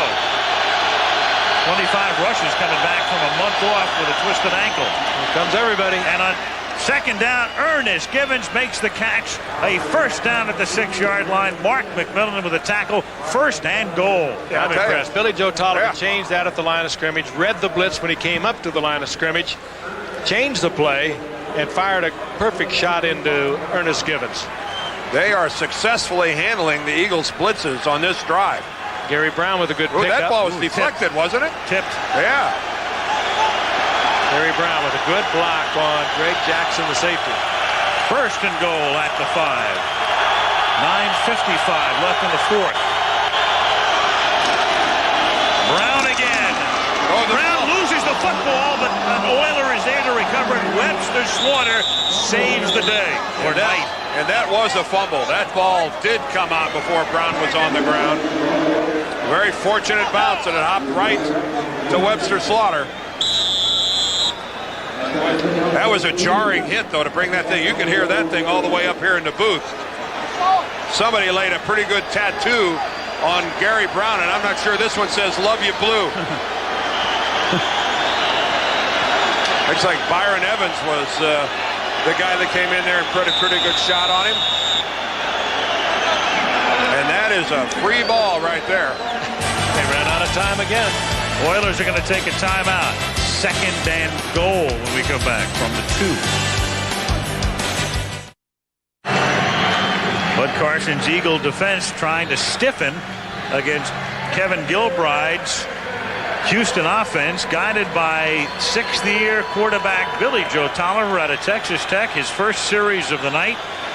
And I'll guarantee you, Al, that both Carson and Gilbride are already thinking about their offensive play and their defensive play when they go for 2 if they score. Second and goal. Oh, and Brown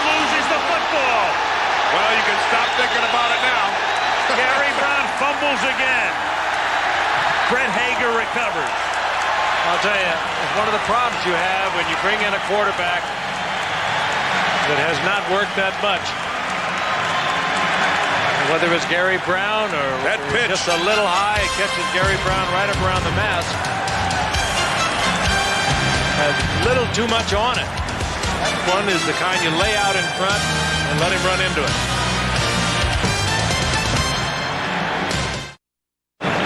The little flip is to Gary Brown. The ball should have been laid out in front of him. Gary Brown did take his eyes off it, but the ball was thrown a little too hard and not out in front of him, hit him right in the face mask. Now the Eagles have it, and Herschel Walker gives them some breathing room, takes it out to the 11-yard line. Well, I've just never been a big fan of pitching the ball in that situation. You've got a new quarterback who hasn't run that many plays. You've got a running back who's coming back from injury. This is his first game in a couple of weeks. And it's a tough play to run on the goal. I know they practice it over and over. It's not Kevin Gilbride's fault that they fumble the football. I'm just stating a personal preference. I've never been a big fan of pitching the ball in a goal line situation. 2nd and 4, and they give it to Herschel again, and he takes it out to the 14-yard line. It'll be 3rd and 1 with 8.5 to go in the 4th. You see Gary Brown, watch his eyes. Now he takes his eyes off the ball, and he's looking at the traffic ahead of him. But had that ball been laid in front of him and laid a little more softly, it wouldn't have mattered. He'll probably run this thing hundreds of times in practice. Perhaps not Tolliver and Gary Brown together. So that's one of the reasons probably that it's not a good call down here. That's the point. But boy, I'll tell you, 6 points and as many times as the Oilers have been down there threatening, that's not good. 3rd and 1, and Herschel again. So all of a sudden, Walker, who didn't carry the ball once last week in the Dallas game, but he did make 5 receptions, has carried 3 times in a row here, and that time off a block by the rookie Joe Panos. And they always get around to him, don't they? Come back to him. Very reliable. He'll hold on to the football for you. Panos 63 right there, the rookie taking out Eddie Robinson. Taking him out. Yeah, I'd say he took him out. Picked him up, spun him around, and tackled him and put him on the ground. From the 22-yard line, 1st down, Philadelphia. Walker again. Up to the 26-yard line. Well, it's pretty obvious. Here we go. Kotite is going to try to grind this clock down. Montgomery doing his Hogan imitation.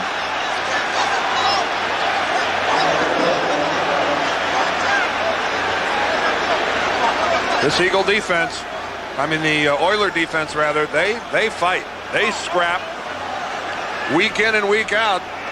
They're trying to keep this club within striking distance. You got to give Jeff Fisher a lot of credit. Their offense just hasn't gotten it done this season, and yet there's been no quit in their defensive football team. They play with fire, they play with intensity, and they play with some nastiness. They know this game's not over with. 2nd and 6, and again they call Walker's number a 5th consecutive time, and he's close to a 1st down. Stopped by Blaine Bishop. I kind of like what I see with this offensive line of Philadelphia. They're young, it's new, and you know they're in the huddle. They know if they control the clock at this point of the game, they got to win. It might be ugly, but they'll have a win. And they'll only be 1 behind Dallas. So they give it to the man who'll hold on to it, and they try to blow that tough defense out of there, and they're doing a pretty good job of it. But of all the things that have happened in Philadelphia in the last 5 years, their improvement of the offensive line is the single most important thing. They used to be horrible up front. 3rd and 1, Walker again, and they just hand it over to Herschel a 6th consecutive time. 1st down up at the 37-yard line. Of course, you got to understand something. Their offensive line ought to show some improvement. They've got a #1 draft choice in '91 in Anton Davis, a #1 draft choice in '93 in Lester Holmes, and a #1 in '94 in Bernard Williams. Now, there's Lester Holmes, who's been on the sideline, and he's been out since the very beginning of the game. But this is a team that has devoted some attention to the offensive line, and there's a good look at it right there.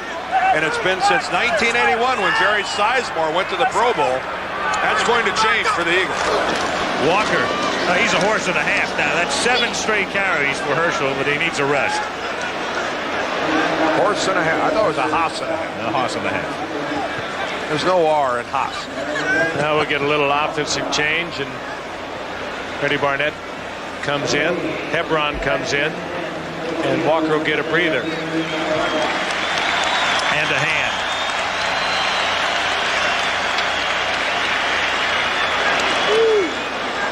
Not a bad time for a little play action. Eagles, meanwhile, doing a great job taking a lot of time off the clock. 2nd and 10. Hebron again. And Hebron fights his way up to the 45-yard line. It'll be 3rd down along 3. Good. This is good clock management now by Philadelphia, keeping that clock moving. And Houston has been forced to use timeouts along the way. In fact, the Oilers have used 2 of their timeouts, so they can only stop the clock once more plus the 2-minute warning. It's incumbent now on the Oiler defense. So this is a very critical play right here. If they convert here, the Eagles can take a lot more time off that clock. 3rd and a short 4.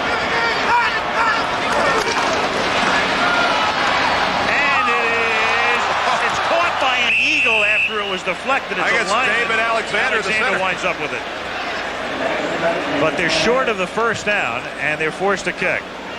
Houston coming with the blitz, and they get a man right in Cunningham's face. He had to force this in. Just ducked away from a shot that he was going to get. This hit right in the back hit James of his own man, James Joseph. I think it hit him right in the ear hole. Thing hit him right. It looked like right on the shoulder pad or the side of the helmet. Brian Barker to punt. Mitch Berger was their draft choice punter, and he lasted 4 games, and they had to call for Barker's help. And it's Givens at the 17, and he goes into reverse. Tackled by Britt Hager. Hager does a nice job on the coverage and sends him back inside the 15-yard line. 3 minutes even. The Oilers have it. They're down by 8. They have 1 timeout and the 2-minute warning. Ball is at the 9-yard line. Interesting to see what defensive coordinator Bud Carson does here as we look at Givens and his travails at the 10-yard line. There cannot be a more difficult job in this game than returning punts. You wonder if Carson will stay with the blitz. Ever since Billy Joe Tolliver has come on, the Eagles have come with the blitz. Oilers now out of the gun. Tolliver, I think he was hit as he threw it, intended for Ernest Givens. William Fuller put the rush on. No blitz there. Fuller just with good pass coverage. Tolliver trying to bounce around and hold on to the ball and get a late delivery. It's just Fuller breaking the block and getting in Tolliver's face. Good coverage by the secondary of Philadelphia. Yeah, Mark McMillan was the corner over there in coverage. If that ball would have been thrown out there with something on it, he may have had a play on it. 2nd and 10. Billy Joe throws it out of bounds. Intended receiver was Haywood Jeffries. 3rd down. And it's a good thing he threw that one out of bounds, because I think Eric Allen was getting ready to step in front of that one. That was, I think, a conscious decision by Tolliver to throw that ball away. Eric Allen was all over Jeffries. So 3rd down. Oilers hanging in there all night long. They certainly had their opportunities, but still down by 8. Eagles are about to make a statement here. Their offensive line blowing the Oilers off the ball on that drive, using up the clock. They need a big play here defensively. 3rd down and 10. 4-man rush. The pressure is on, but Tolliver steps up, throws, and it's dropped. Gary Wellman dropped it at the 22-yard line, and they'll have to punt. Oh, boy, I'll tell you. Well, Gary Wellman returning to action for the first time in months.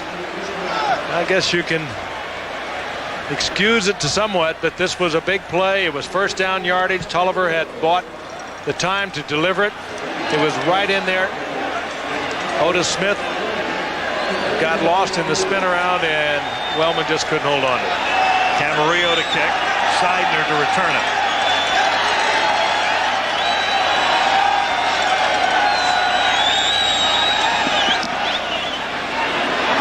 Low liner. 42-yard kick. And Seidner 32-yard line. Those low liners are the ones you can run right down their throat. They don't get the coverage downfield. You pop the initial line and you're gone. And now the Oilers, those timeouts will come back to haunt them now because they can only stop it once, plus once more at the 2-minute warning. 21-yard run back for Seidner. Here's a reminder, Saturday on ABC Sports, Colorado, Nebraska. National game number 3 against number 2 at noon Eastern, 9 a.m. Pacific time, and then regional action. Ohio State, Penn State, highlighting regional coverage. If the game you'd like to see is not in your area, call your cable operator for the pay-per-view option. Well, that Penn State Ohio State game could be something. On the 32. Well, there's a whistle before the snap. Full start. Offense. Number 63. Prior to the snap, 5-yard penalty. Remain first down. Gary Wellman couldn't hold on, and the Oilers probably won't be able to hold on now as well. Tough year for Jack Pardee, one of the greats who ever played this game. Played 15 years in the NFL and head coach at the Redskins, the old WFL, the Chicago Bears. Winner everywhere he's been. He's had the Oilers in the playoffs in each of the years that he's been here. It'll be tough this year. 1st and 15 at the 37. Walker. And all he just wants to do now is stay in bounds, and the Oilers are forced to take a timeout at this point, and that's their final timeout.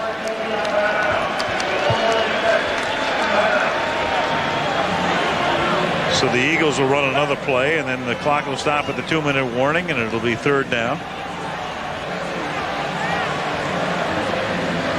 And then they'll be able to take another 40 seconds at least off the clock.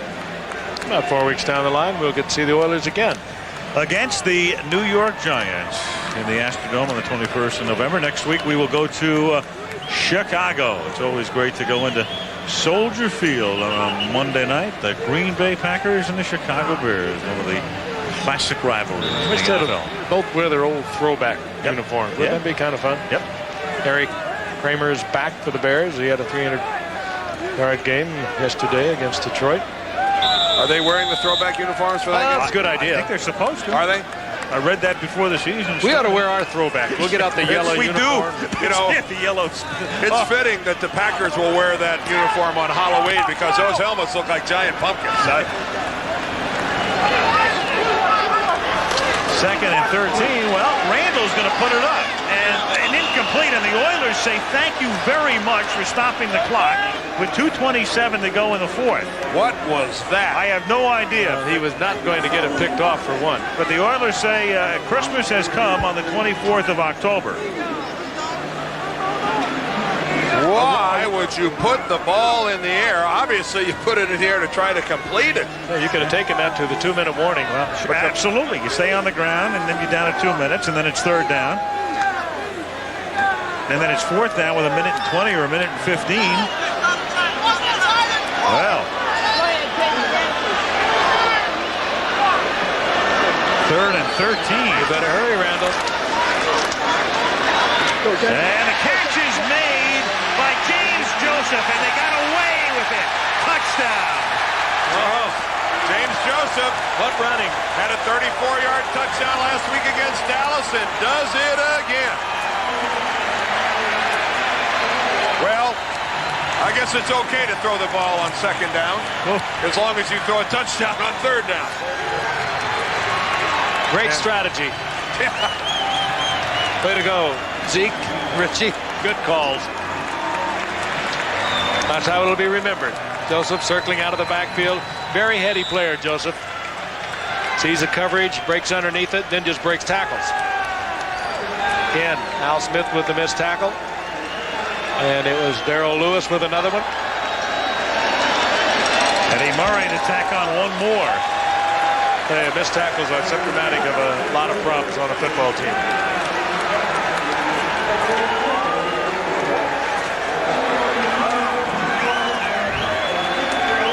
Eagles. Not an artistic success tonight, but a good example of grinding away. Their defense played good, hard-nosed football, doesn't give up a touchdown. A pair of Houston field goals is all they give away, and just keep banging away at it long enough, and you'll find your way into the end zone. Well, there's some determination in the run.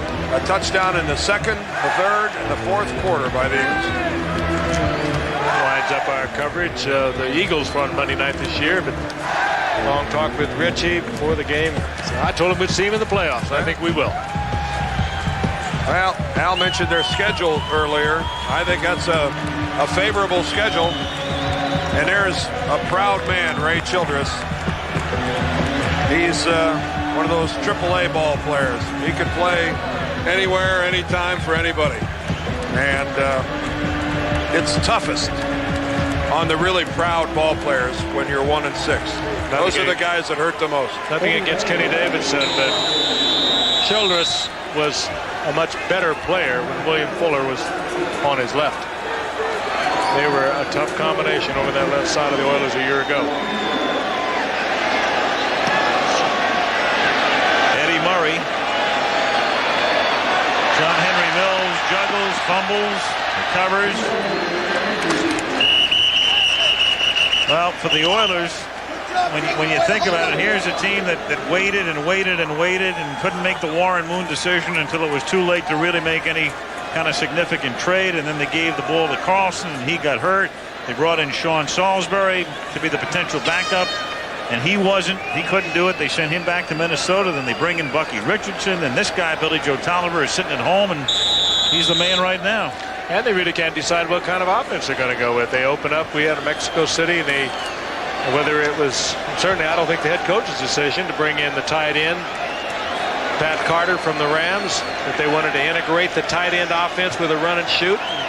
And when you go on with both of them, you have neither.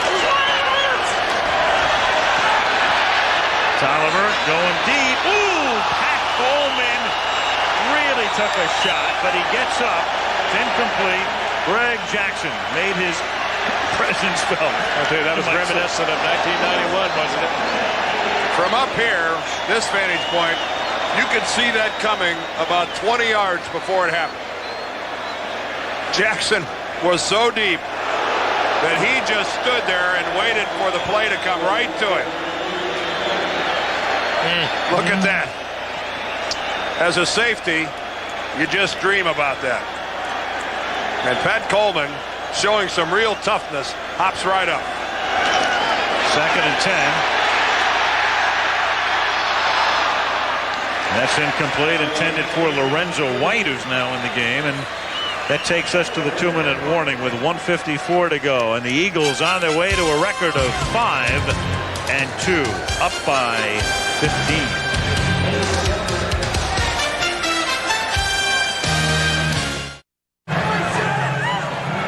.154 to go. These two teams don't meet very much. It's only the 6th meeting in history between the Eagles and the Oilers, and the Eagles will now be a perfect 6-0 against Houston. And what do they do on here at the Vet with Randall at quarterback? They go to 19-0, and they win their 10th consecutive Monday night game, or their 9th? Their 9th. Going all the way back to 79? Yep. Wow. 3rd and 10, and that's about as ugly a screen as you'll ever see, and Lorenzo White takes it out to the 28-yard line.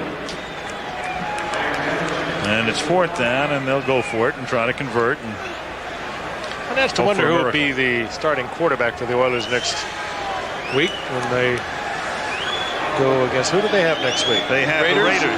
Dan Pastorini. 4th and 2. But how do you go back on Cody Carlson when you take him out with that much time remaining and you're down by 8 points? I'm wondering if part of it isn't that, Carlson was banged up coming in anyway, but one of a myriad of problems.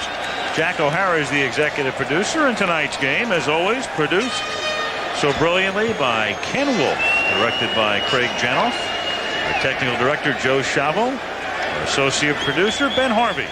Jaime Bravo is our associate director. Mike Webb, our production manager. Dennis Zabel and Mike Farrell, our tech operations managers. Fred King and Brian Gordon. Steve Hurt, our director of information. Kirk Gowdy Jr. produced halftime for us tonight, and Larry Cam directed it. And up in the booth, Andrea Bryant, our statistician. George Hill, and our spotter, Malibu Kelly Hayes. Mark Amino, Brian Mogelson, Bill Monahan. And our crew, our gang, heading on now to Chicago. Getting on down the road. Heading to the Windy City, where we'll take a look at the Bears against the Green Bay Packers on Halloween night under a new moon. A little Halloween madness, I fear.